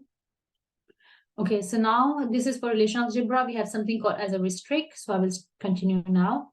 So the restrict here, we'll go back to my slides. Here it is. Okay. So I already have covered this part. Now for the restrict. Restrict is mostly deal at horizontal level. So you can see here the horizontally, which is at the record level. And we use a Greek letter as sigma. We call it as sigma here. Okay. It is a sigma. And in MySQL or in SQL, we use it as a where clause. Where clause means it is a condition, which means it is a condition here. What does condition means? It's like a filtering. So sometimes we have to filter our records based on certain criteria. For example, if I have a table which consists of student record or students information, such as student ID, student name, GPA, major, and so on. And I want to filter based on, the record based on the student major. So what I will do, I will write a where condition there. So it will be a condition, and we use a where condition in SQL. In relational algebra, we use a sigma letter. Okay. So how we can do it here, just a minute, let me remove these old drawings. So we have a question here. This is from your lab. Who all the customers who live in VA? So I will just show you 2 of them. So I'll go back here. So now we have question. It's question number 4. Question number 3, you can do yourself because something similar. You just have to find the artist and it's nationality, his nationality, DOB, and so on. So you can do that. Now for question number 4, I think it's question number 4. Let me verify.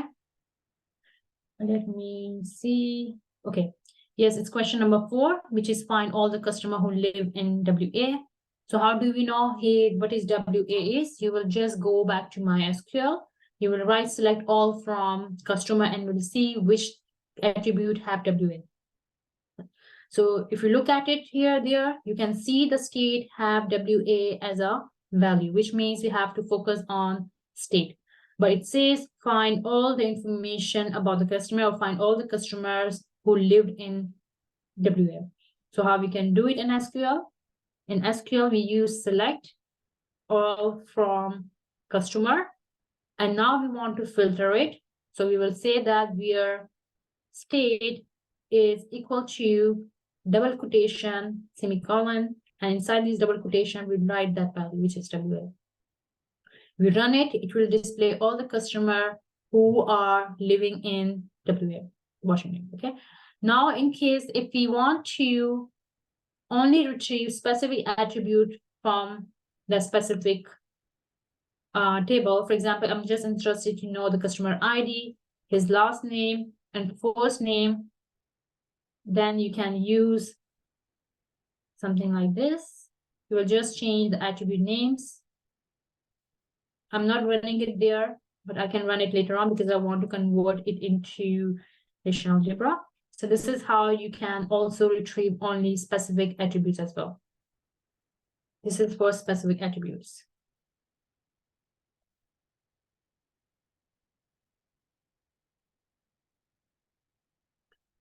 So how I can convert that in relational algebra? We said that we use a sigma for that. So first of all, it says find all. So you can find all, or you can just select only some of the attributes. So I can just write on this specific one. I will go back to my insert, symbols. You can see a sigma there. So it is a Greek small letter sigma.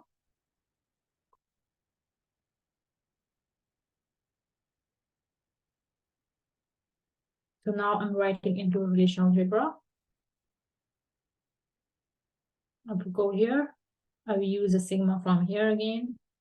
I will write the name of the attributes. So I'm right now, I'm just focusing on specific one. So in case if you want to display all of them, you have to list all the attributes from the customer table. Here, I'm focusing on customer ID, last name, first name. I'm just focusing on that, but you can also list all of them as well. So last name, first name. Okay, so these are the attributes.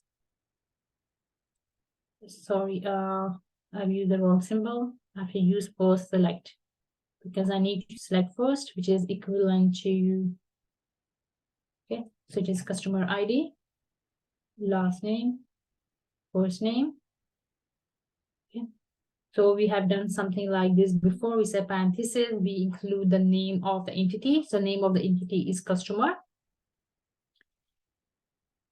Once we have selected all the attributes, we have to apply a filter. How do we apply a filter? We use another parenthesis and we close it after the customer.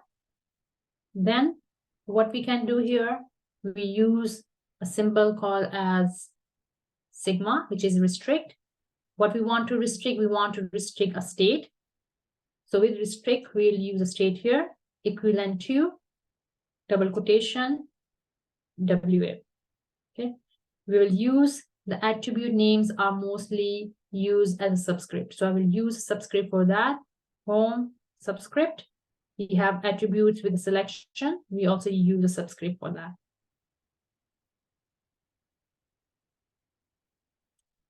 Is it clear? Any questions here? Any questions?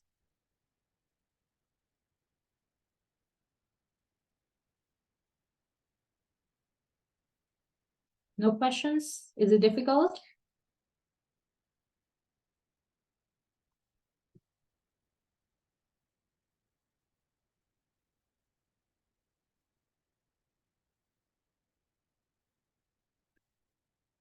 This is how the relational algebra is written as.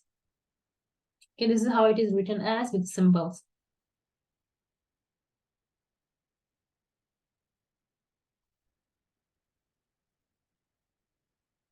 Any other questions?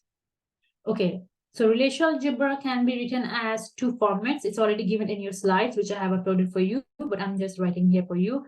It can be written as single or as intermediate. Intermediate is also called as temporary expression. So single expression can be, or it can be as a multiple expressions. So single expressions is something which you have done here. So this is a single expression. And the one we have done earlier is also a single expressions. Okay. So these all are single expression as one. So in case we want to do as intermediate or temporary expression, how we can do it. So I will use the previous example from here. So what we do majority of the time, we divide this expression, which is a single expression, into multiple parts. So how we can do it? The first step here is that we will write our condition. I will take this part. This is my first condition. So I will first apply a filter. Okay. So our question was find all the customers who live in here. So we have first we have apply a condition who live in here. So we have a state here, WA customer, because this specific attributes from customer. We use an arrow to name this expression. So in intermediate, we divide into multiple expression and we give a name. In order to give a name, we use an arrow. For this expression, I'm giving it a name as temp, all capital. Once I have given a name, I have to now select. So condition is here. Now I want to select the attributes. My second expression will be selection of attributes. Instead of writing a customer, I will just use my first expression, which I have named as temp. I will use here temp. This is not a subscript. I will remove a subscript from here. And I will give this expression name as intermediate. Okay, you can give any name to it, but majority of the time we use temp and intermediate to give it a name. So this is how intermediate expression is written as. It's the same how you have, this is a single expression example.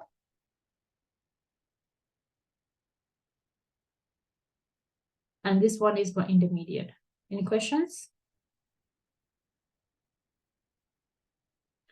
Okay, so previous step here is that what I have done, the question says find all the customer who live in WA. So I know it is a state. So first I have done a condition. I have used sigma, mention the attribute and its condition, and the name of an attribute, and I give it a name.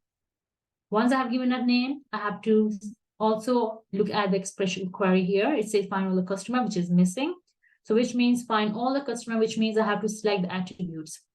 How I can do it in relational algebra, I use SPY. I use customer ID, last and first name. You can write all the attributes in case if you want to. Once you have selected all of them, instead of writing this expression again, you use a name you have given to it in previous one. Inside the parentheses, you use a temp, and you give this expression a name as well, which is intermediate. Majority of time, we give them a name, temp or intermediate, or we can give any other names as well. Okay, so this is for relational algebra. Now I will go back to quickly to my slides and then continue with the rest of them.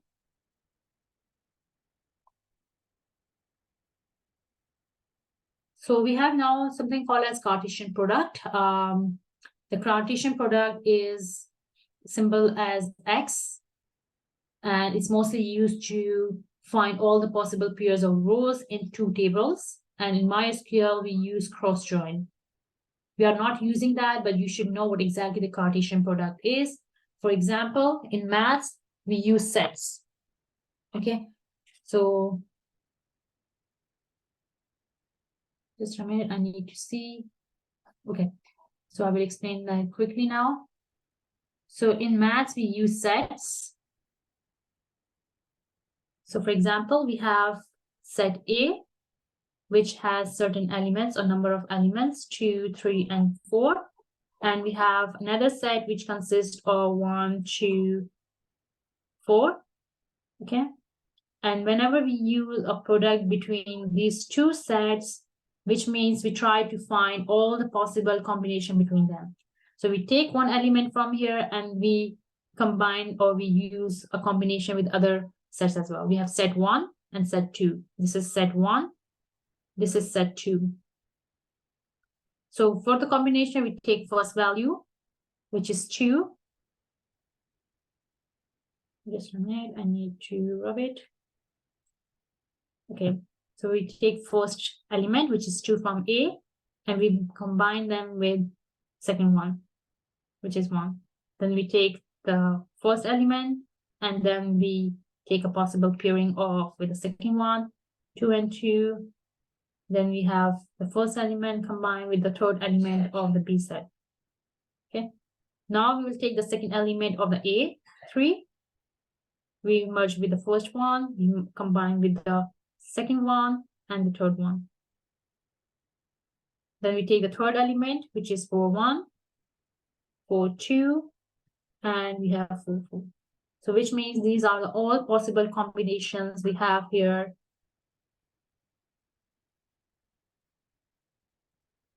in tables. Okay, and majority of time we use this kind of cross product whenever we have 2 tables we want to merge information from. Okay, these are the joins. So why we are using a joins or product whenever we have 2 tables and want to retrieve information from 2 tables, maybe 3 tables, we use cross product. We are not using that in this course, but you should know what exactly it is. So this is for cross product. Let me download this one so I can upload it later on. So let's go back here. In Cartesian product, this is how it works. So you can see here in Cartesian product, if you're using it, what happens is that it will come up with the duplications of the values.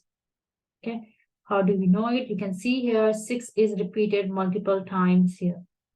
You can see other values are also repetitive multiple times. It's repeated. So whenever you're using a Cartesian product, it will what will happen here in Cartesian product, it will provide with all the possible pair of rows, but it also have redundancies.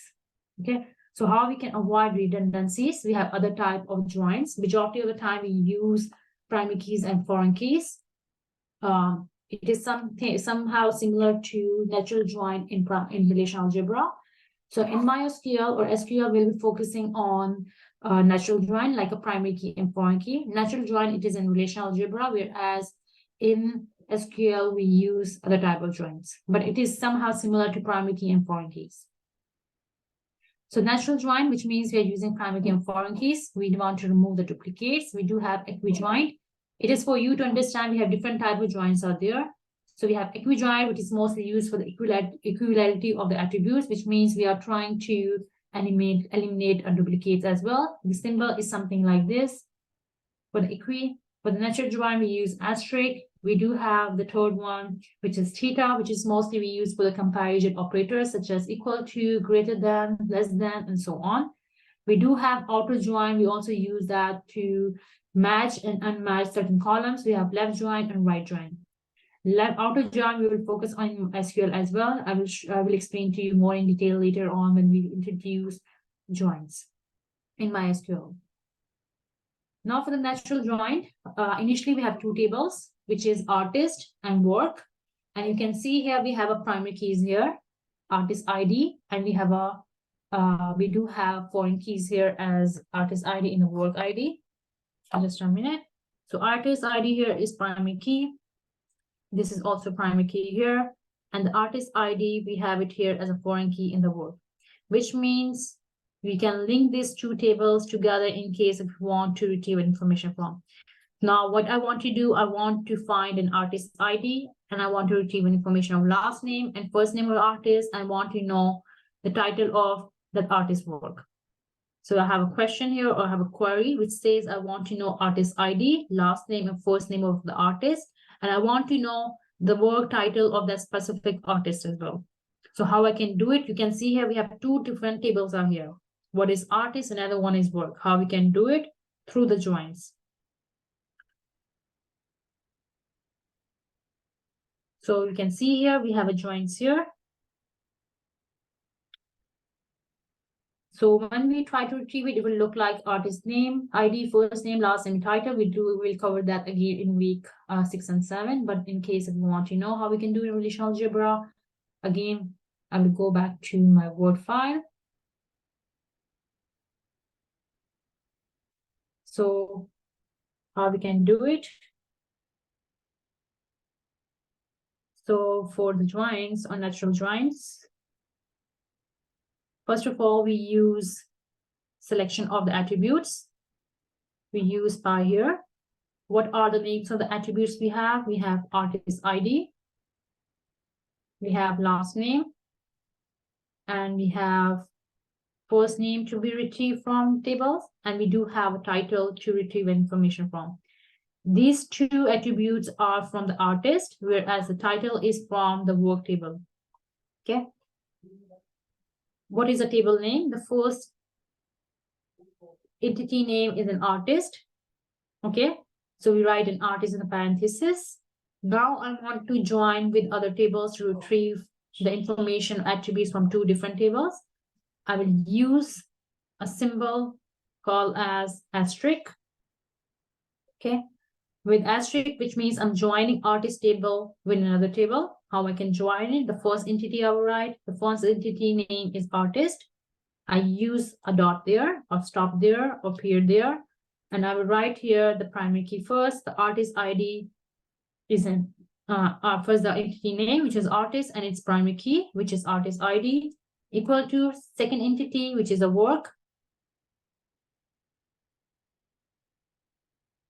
Stop, and then I have to identify the foreign key in that specific table, which is artist ID, and then I have to write a name of second entity, which is a work. So this is how we can create or join two tables together. We need to make a subscript here. I will explain again. Don't worry, in case we do not know, we need to make these ones as a subscript as well. Okay, so how we can do it? First, we need to identify the attributes we have. Okay, so this is our first step. So we already know how to retrieve the information. We use a project, which is by symbol. We list all the attributes we want to retrieve from. We find our first entity, which is artist. We use a symbol asterisk. The first entity we have is an artist here. So we write artist dot artist ID, which need to be a primary key. So we always, whenever we're joining, we need to identify primary key and foreign keys. So we know that artist ID is a primary key and the artist ID is foreign key in the work. So first entity, full stop, artist ID is the primary key, equal to work, which is second entity, period, foreign key, which is an artist ID, and the name of that entity. Which means this part is belong to an artist, which is first entity and its primary key. Or you can have, second one is the second entity, work, and its foreign key. So this is a primary key and this is a foreign key in the work. Any questions here? So this is for the natural join. We'll use something similar in our in the SQL. So make sure you understand the natural join. Any questions here?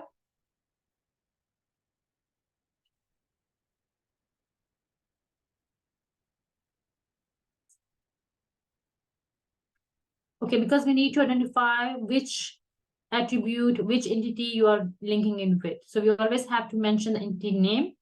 Then we have to mention whether it's what will be its primary key or foreign key. Primary key and foreign key is always same. So you have to look at the tables. Majority of time we use, instead of writing artist, we use a dot artist ID. Okay, so I can show you again in my. So this is one possibility, as you said, can we rename them? We can rename them, or we can use acronyms.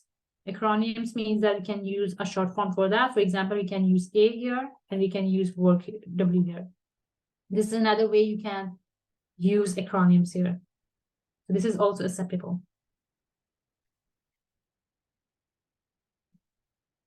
So in case if you have written it differently, so for example, if you have written here a work, okay, so you will write it differently, which means first you will write here foreign key, and then you will write here primary key. It doesn't matter, okay? So you can have first foreign key and then primary key, or you can have first primary key and then foreign key as well. Okay, it's same thing. It's same thing, okay? Any questions before I move ahead with other parts? Other parts, I will quickly go over them. And Before that, okay, because I still have to cover my lab.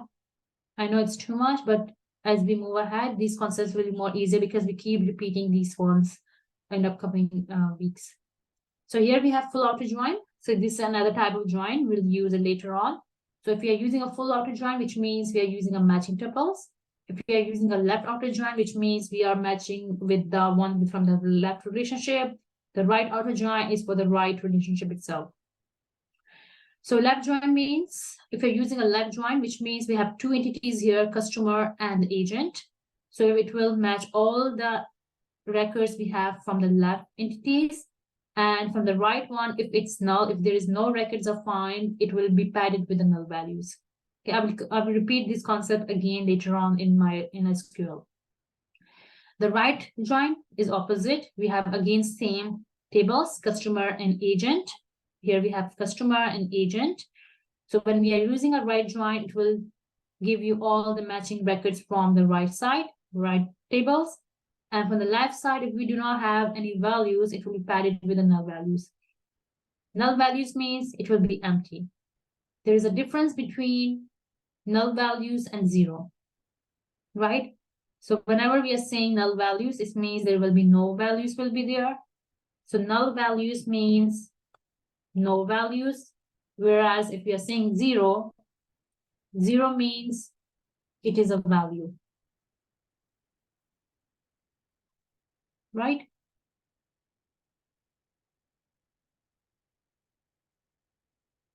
So now we have something called as divide by operator.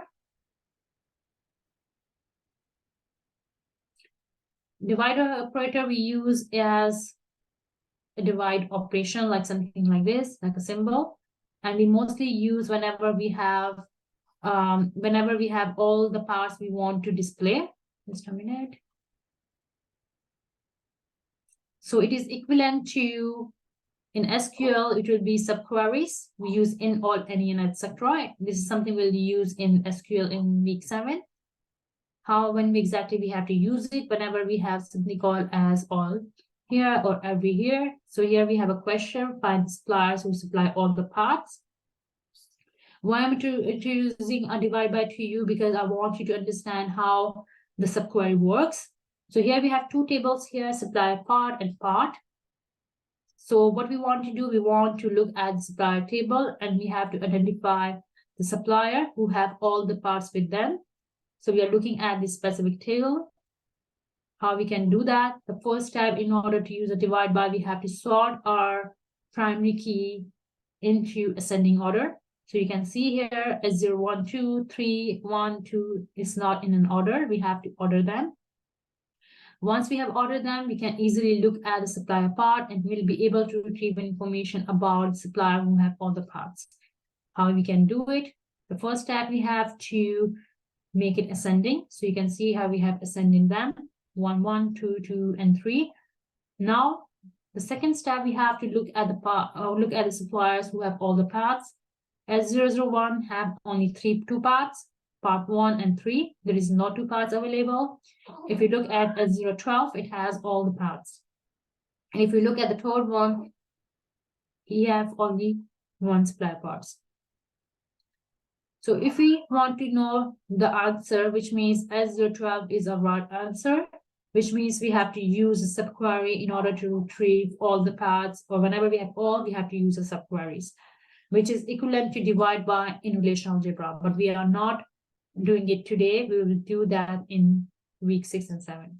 So you just remember that this is something which is about the divide by. Now we have set operators. We have union, intersect, and minus. You may have done that in your maths class.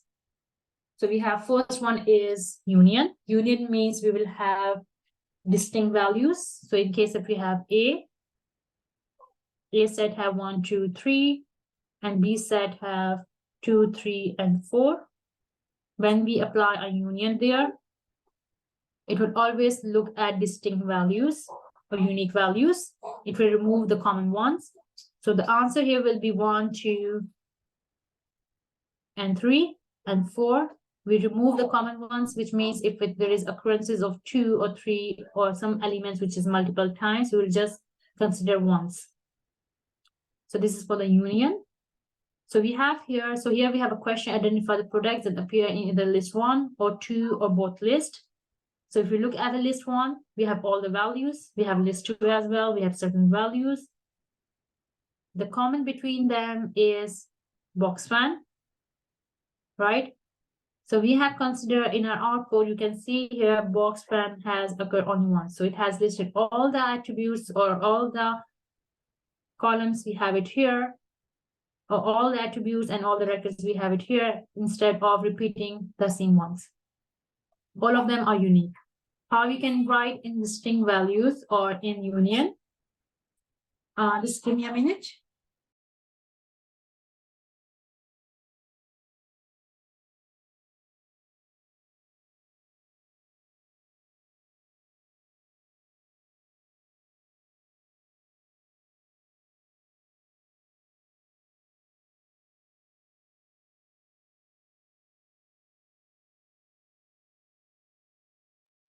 Okay, so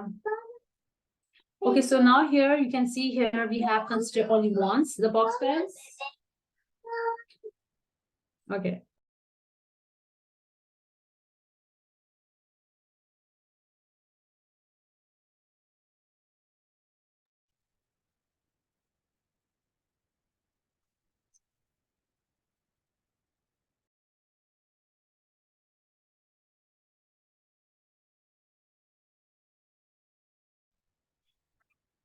Okay, so this is for the union, how you can write in relational algebra. You use the same manner how we have done it. We have used project, all the attributes, and we use a name of the entity.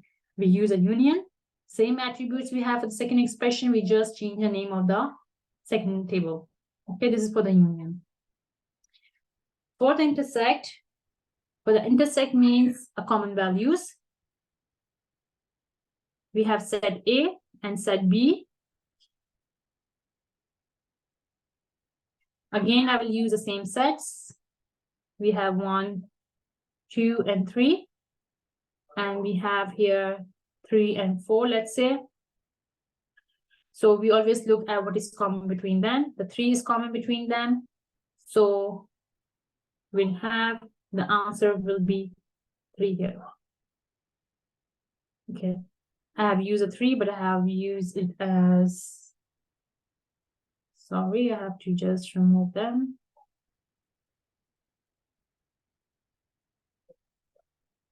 I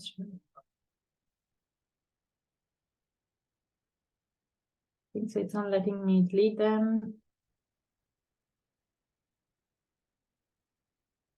Okay, so here the common one is 3, it's not 4, it's a 3 1, so answer will be 3. Okay, so how you can do that in relational algebra?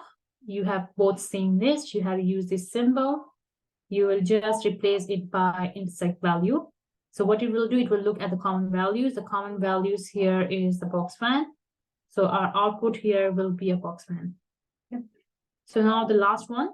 After that, we'll move ahead with the lab and exercise. So the next one is, here is, okay, which is minus. We call it as a differences. Mostly we consider a but not keyword. For the last one, I think I haven't mentioned the keywords. The keywords are highlighted. For example, for union, we mostly use or. For intersect, we use and for minuses, we use but not. Okay, so what does it mean? It means we are trying to find a product that doesn't appears in list 1, but list 1, but not in list 2, which means we are minusing from list 1 to list 2. What exactly it means? It means we have same sets, A and B. And B here we have 3 and 4. So if we are saying that we have A minus B, we always look at the left one. So first of all, we remove the one which is common. We cancel them.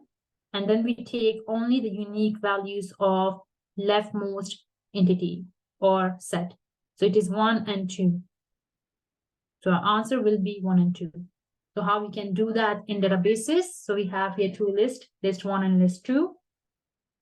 What is a common one? The box fan is a common one. So we remove them and our output will be these values. So you can see here all the values are the one which has been minus from the table. So how we can use in relational algebra, we just use minus with that. Okay. So this is all for the relational algebra. Any questions? Any questions? Because now we move ahead with the lab. And then after that, we can start with, I can just quickly go over the class exercise because class exercise is linked to a keys and it is also related to integrity, which is already explained to you, but I will go to already explain in the videos and already have covered them, but I will give you some terminologies we have used differently there so you can be able to identify what are these. Any questions here?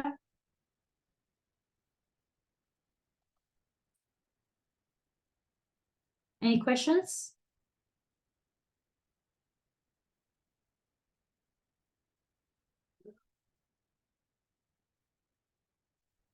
For the function, how you can write, you just use a minus keyword. It depends on the query. For example, our query says that we want to consider only list 1 items, which is not in list 2. Okay, so we are saying the question says we want to find a product which is in list 1, but it's not exist in list 2. So how we can do it? We use a minus for that, which means it will first remove all the common ones and then it will list all the attributes which is unique in list 1. Okay. Any other questions?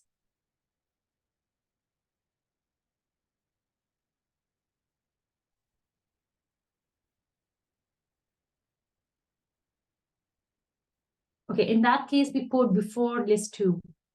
Okay, so you can see here in my slides, I have put them. Okay, this is something else. So I have put them in between of fourth expression and second expressions. Okay, so list 1 is more like A set, and list 2 is like a B set, which I have given you here as an example.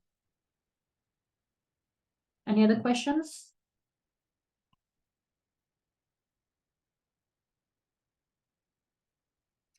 Okay, you may find some of the videos which I have created last semester for relational algebra in case if you want to watch it, but there is slightly difference between both of them. Okay, there's slight difference between what I have covered last semester. There's slightly difference there. So that's why if you can see, I have given you videos. I mentioned that it's a little bit different than what I have done last semester. So in case if you want to revise that, you can look at them. Okay. Now for the lab, I have covered first 2 questions and I have covered the 4th one. I told you to do the 3rd one yourself. Are you comfortable to do it? The 3rd one?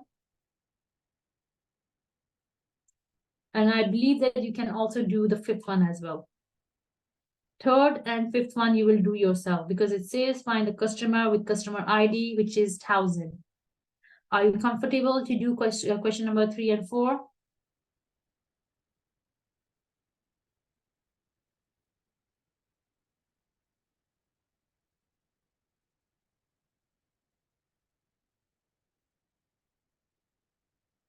Are you comfortable to do the question number 3 and 4? Oh, sorry, question number 3 and 5. Will you able to do it? Question 4 and 5. Sorry, 3 and 5, because I already have done 1, 2, and 4.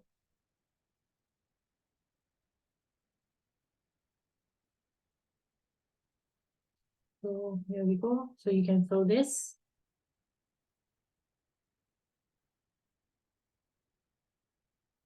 Because it's straightforward.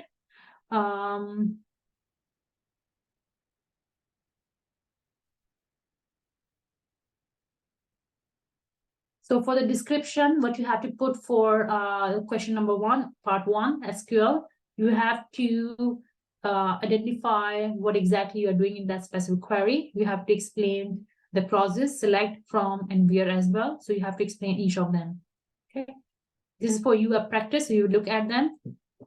Okay, so only 2 people have said that Are you not comfortable? For that, you have to practice. I'm sorry, but you have to try. I cannot give you all the solution. I will give you, but I want you first to try third one and fifth one. It is exact same like I have done the first name, last name, nationality, date of birth. You have to find something similar to 2. This one is something similar to the fourth one. Just you have changed your attribute name and the value. Okay. Now I will do for you 6 1 and you will do 7 1 yourself. Okay. So now for the 6 1, just a minute. Let me first go back to my SQL screen sharing.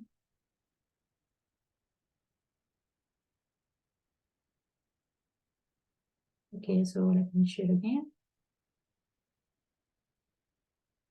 Okay, so now you will do the third one and fifth one yourself. I'm doing question number 6 for you, and you will do 7 1. So question number 6 says, find the work. Okay, I will type here. I will not type. I will just copy paste the question here. So it says find the work ID, title, description of the work, and work ID, which is 590 or more. So question says find the work ID, title, and description of work with work ID 590 or more. In case if you do not know how these attributes are written, you can use select all from work, Control Z, or you can also expand from the left side. You can expand the customers. Okay, so you can see here in another way, you can view the column names as well. So you can, sorry, this is for the customer. I have to do it for the work. So where is work? Work is here.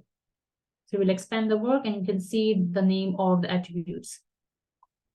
So what I'm doing here, I will just select work ID because my question says, or query says that I want to see the work ID. I want to see a title. So title is something like this, title. And then I have a description. There's also a description. I will write a description here. From which table? It is from the work, but it says that a filter, it is a condition, which is with work ID 590 or more, which means I have to use a where condition, where work ID, it says 590 or more, which means it should be 590 or it can be more than 590. For that, we use operators. It says more, which means greater than. The crocodile face will be towards the attribute, open towards the work ID, equal to, and the value here is 590. Semicolon, Control Enter, and you can see in the results, all of them are greater than or equal to 590. We have number of operators out there. I will repeat them later in week 6 again, but in case if you want to know, we have greater than, we have less than, we have greater than, equal to, we have greater than, less than, we have greater than, equal to, we have less than, equal to, and we also have not equal to as well. Okay, so these are some of the operators we have. So I have done for you question number 6. I want you to do question number 7.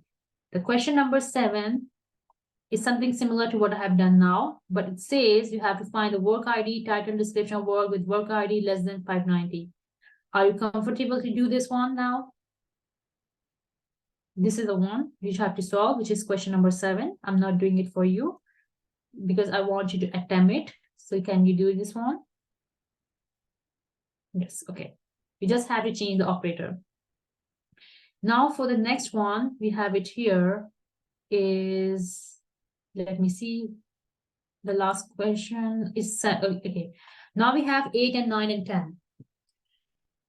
I will do for you 8 and 10. Okay. 8 and 10. So how we can do that? Let me just copy paste the question here.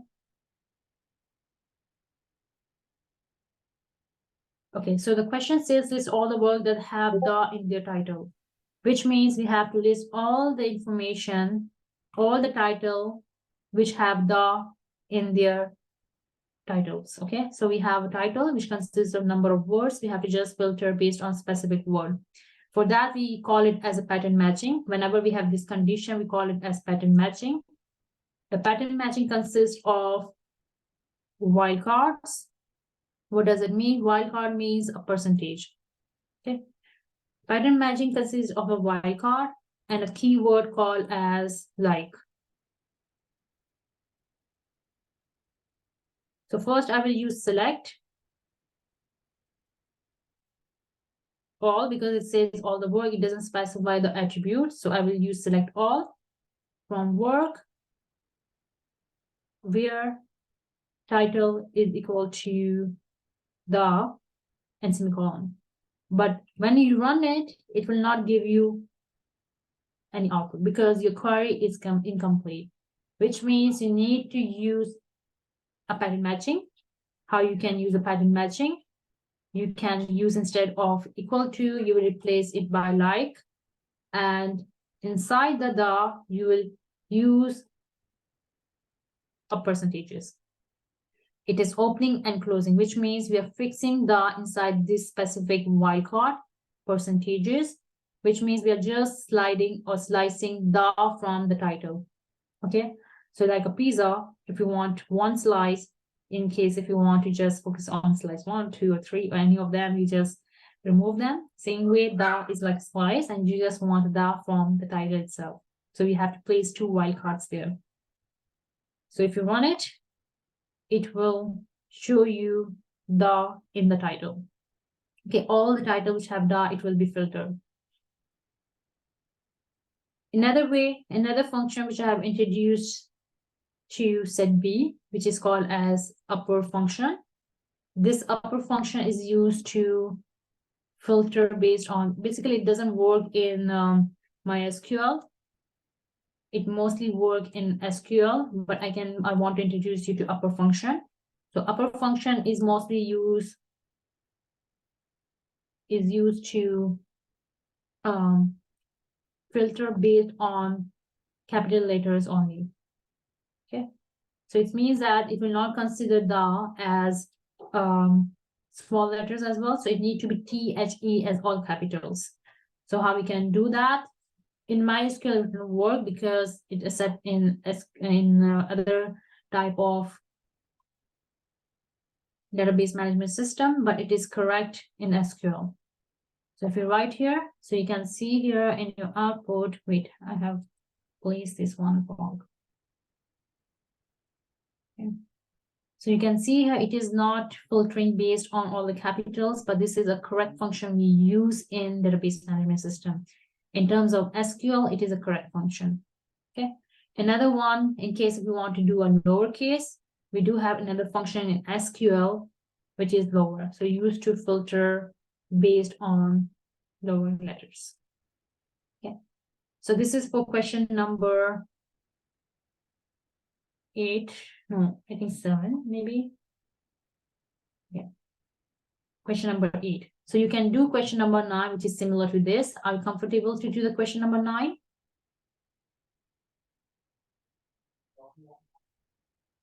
Now I will do the last one. So the last one is somehow similar to that, only we are using an operator between them, which is a logical operator. So this is the last one. So we are using a logical operator here. What does it mean? It means that we need to use or in between because our question says it can be the or blue. So it is like one of them. I want to solve this. So how we can do it, we'll use the same statements here, which you have created here. And we'll use here or in between. We'll use the same statement we have done here for the copy paste here, title, and we'll change the with a blue. Control Z, and now you can see here we have all the filtered titles based on the and blue. So this is for the last question. So any questions here?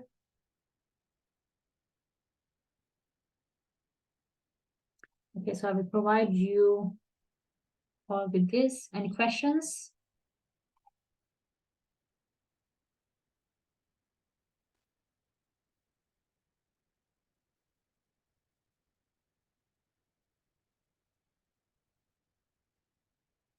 So I'll paste for you here The queries. Mostly I provide all the solutions, possible solutions by end of each submission, and I have marked so you can have an idea about how it will look like.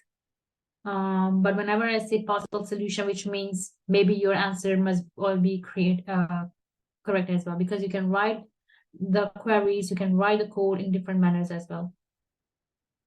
Okay, so this is for your lab. There's relational algebra questions in the end of your questions, which I will not explain to you because I already have done one for you. You just have to convert these to relational algebra, which is much easier to do it. Okay, so if you have equal to, it will be equal to. If it is equal to or greater than, same symbols you will use how you have done in restrict. Okay, it is for the restrict. Work ID is for the restrict. Less than or equal to, work ID less than or equal to will be similar. Okay. What else? I think we're done with the lab now. Any question for the lab? Because I want to quickly go over your you mean description for your template? Do you mean description for the template, right? So in case if you're saying description for the template, it means that we have to write about the clauses you have used. For example, you have used select, you have used from, we have used where, we have used upper, I have used like, I have used a wildcard. So you have to search about it, you have to write about them. Why I'm asking you to do it, when you start writing description, you will remember what exactly these clauses are for. Okay, this is for you to learn. Okay, so now we'll quickly go over the exercises. Exercise consists of two parts. You have a template. I also have given for the lab an exercise, giving you marking guide, so you can look at it, what exactly I'm looking at for.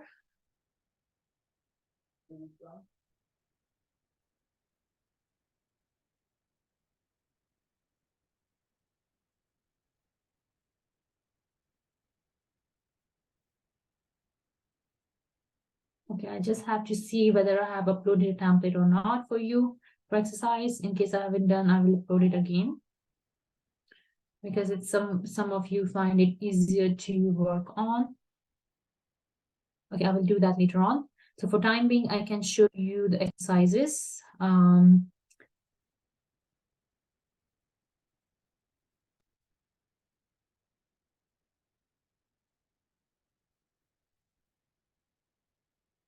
Okay, so hopefully you can see my screen now. Okay, this is from your videos, but I can quickly go over that. So you have first questions, was exercise 1, which is related to keys. We have number of keys we have. We have candidate key, we have super key, we have primary key, we have foreign keys. We also have something called as a composite key. So for example, here we have a relation schema, professor, prof ID, first name, last name, employee ID, faculty. It is not bolded, it is not underlined, which means I haven't identified for you what are which ones are primary keys, which ones are foreign keys. Okay, because you have to do that for me as an exercise. So first part, it says list all the super keys of the professor relationships. What are the super keys are? Super keys means you have number of keys in your relation, which can be considered as one entire key. So here, if you look at here, prof ID and employee ID are two keys. So how you can write that? You can write it as both of them as super keys. So super keys are mostly used by curly brackets, and you list all the keys inside that, which means it's one key, but a combination of multiple of them. So here we have super key as employee ID and prof ID. It's all possibilities of keys in your relation. This is one example. Second example about the candidate keys. The candidate keys we always derive from the super keys. What does it mean? We have two candidates here, which means each keys we will consider as separately. So we have a prof ID as one candidate key. We have employee ID as second candidate key. Now we have super keys, we have candidate keys. From candidate keys, we derive a primary key. So if you can notice here, each key, first we have identified all the keys, which is super key. From that super keys, we identify the candidate key. And now from the candidate key, we will select one primary key. So one primary key, for example, we are only discussing here professor relation. So which means prof ID will be primary key of the professor. So, okay. So in case if you're saying that primary key for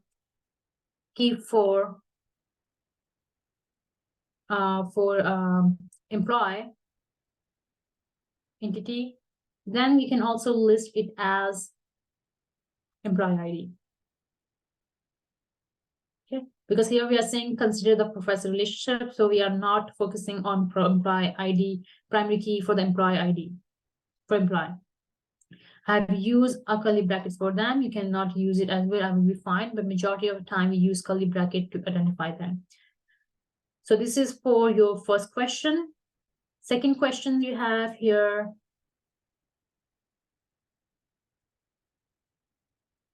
is we have two relations are here. I haven't identified any keys here.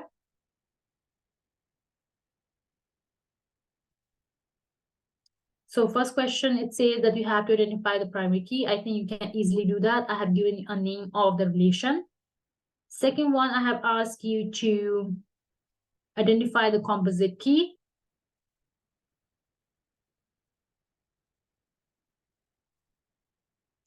Okay, Manu, I will give you more example, but I already have given in my videos. So I want to focus on other parts and I will explain to you in the end. Okay, so I will answer you that, but please let me go through each of them and then I can give you more example for the super keys. Okay.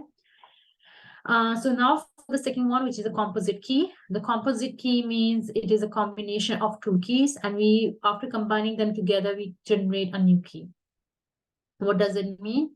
The composite key means we have two keys which are a mixture of, which is combined together to create a new key. So composite key are something similar to compound words. So if you know the compound words, for example, we have it here,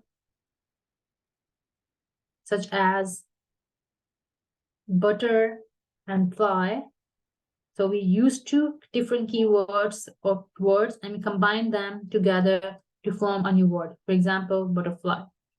So which means it's a compound word. Same way in databases, we use a composite key, which means we take two different keys and we combine them together and create a new key. Okay, so how you can do it, I can give you one example for that. You have to find a composite key from this relation. But for me, I can give you one example here. I can give you an example of product, code, and product category. So product code can be a product ID, let's say ID. So you may have product as 1, 2, 3, 4, and 5. I just want to make it simple, that's why. For product category, you may have A, B, and C. Because, for example, if you're visiting a Walmart, each aisles have a certain categories, or each section have certain categories, food, clothes, garments, and so on. So each one have certain category and certain symbol to recognize that which product, if you have bought that product, which section it is belong to. So in case if you're going back to a customer service, they will just look at the code, and from that code, they will be able to identify which aisle or which section it is belong to. Okay. So we have two attributes here. Sometimes we combine two keys. Sometimes we combine one key and one separate attributes. Okay. So if we are saying that product category is not unique, it can be a normal attribute. So we want to combine these two together.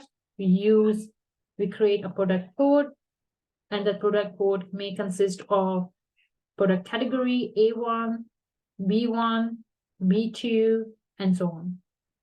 Which means from these two attributes, one is primary key, another one can be primary key, or maybe cannot be primary key. It can be normal attributes. We take these two attributes and combine them together to create a new composite key, a new key. Okay, so it is product code. So this is for composite key. You have to do that for the B part. For C part, it says foreign keys. We have to identify a foreign key. From which table? Subject relationship. Okay. Now for the second exercise, which is data integrity. I think so I have to upload the template. I might not have uploaded the correct one. I have to check that. You have only two exercises. exercise 2 is 4 marks. The first one, I remove this all information now. Okay, so for the second exercise 2, you have 4 marks. You have something called as entity integrity, and you have referential integrity constraints. So whenever you have entity integrity, it means you're referring to as a primary key. So entity integrity means we are referring to a primary key, which means it should be not null and should be unique. Okay, so the question says, are entity and referential integrity constant met here, or why not? So now the second term we have here is referential integrity constraint. The reference integrity constraints means a foreign key, okay, which means we need to have a foreign key between two tables. If you have a relationship between two tables, one table should have a foreign key, which is the primary key in the second one. So the question says, are entity integrity and referential integrity constraint met here, or why not? So we have two tables here.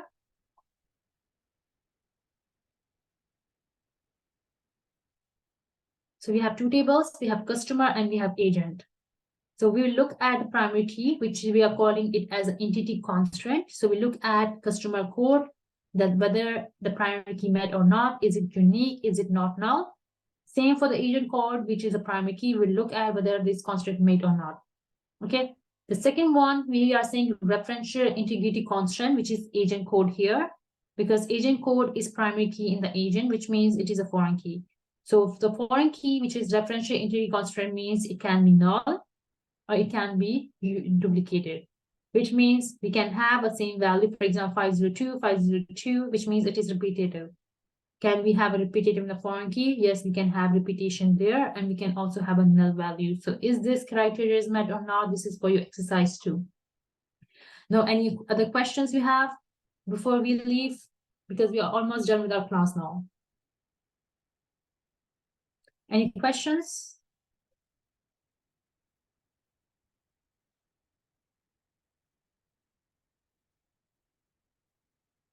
Is there any other questions you want to ask about?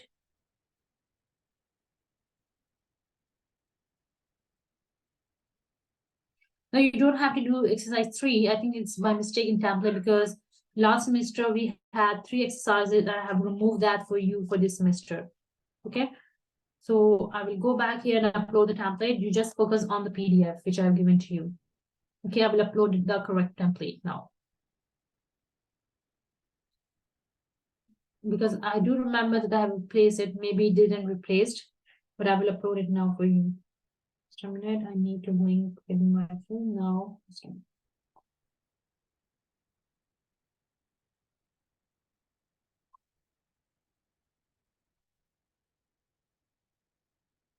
Okay, any other questions before I move ahead, or just end my call?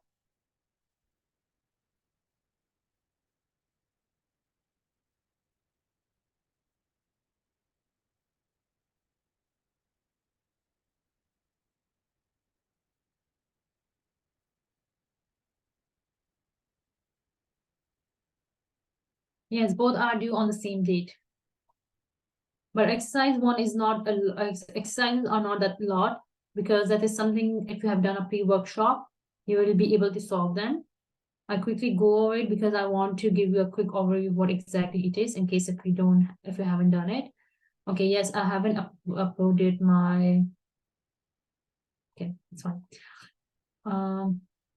Any other questions?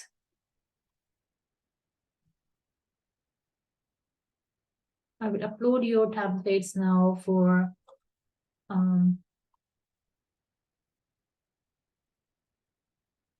you.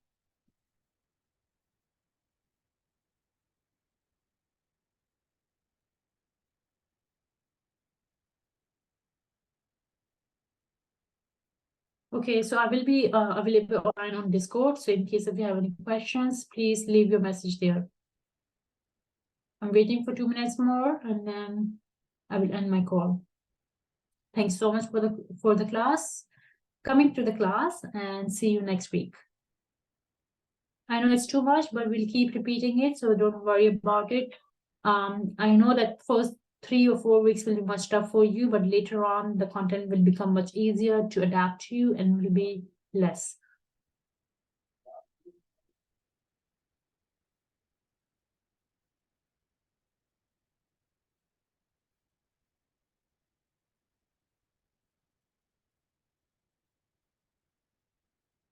You all have a good day.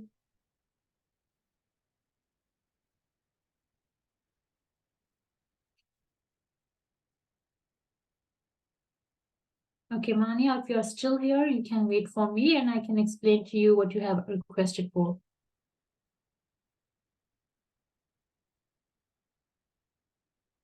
I think she already left.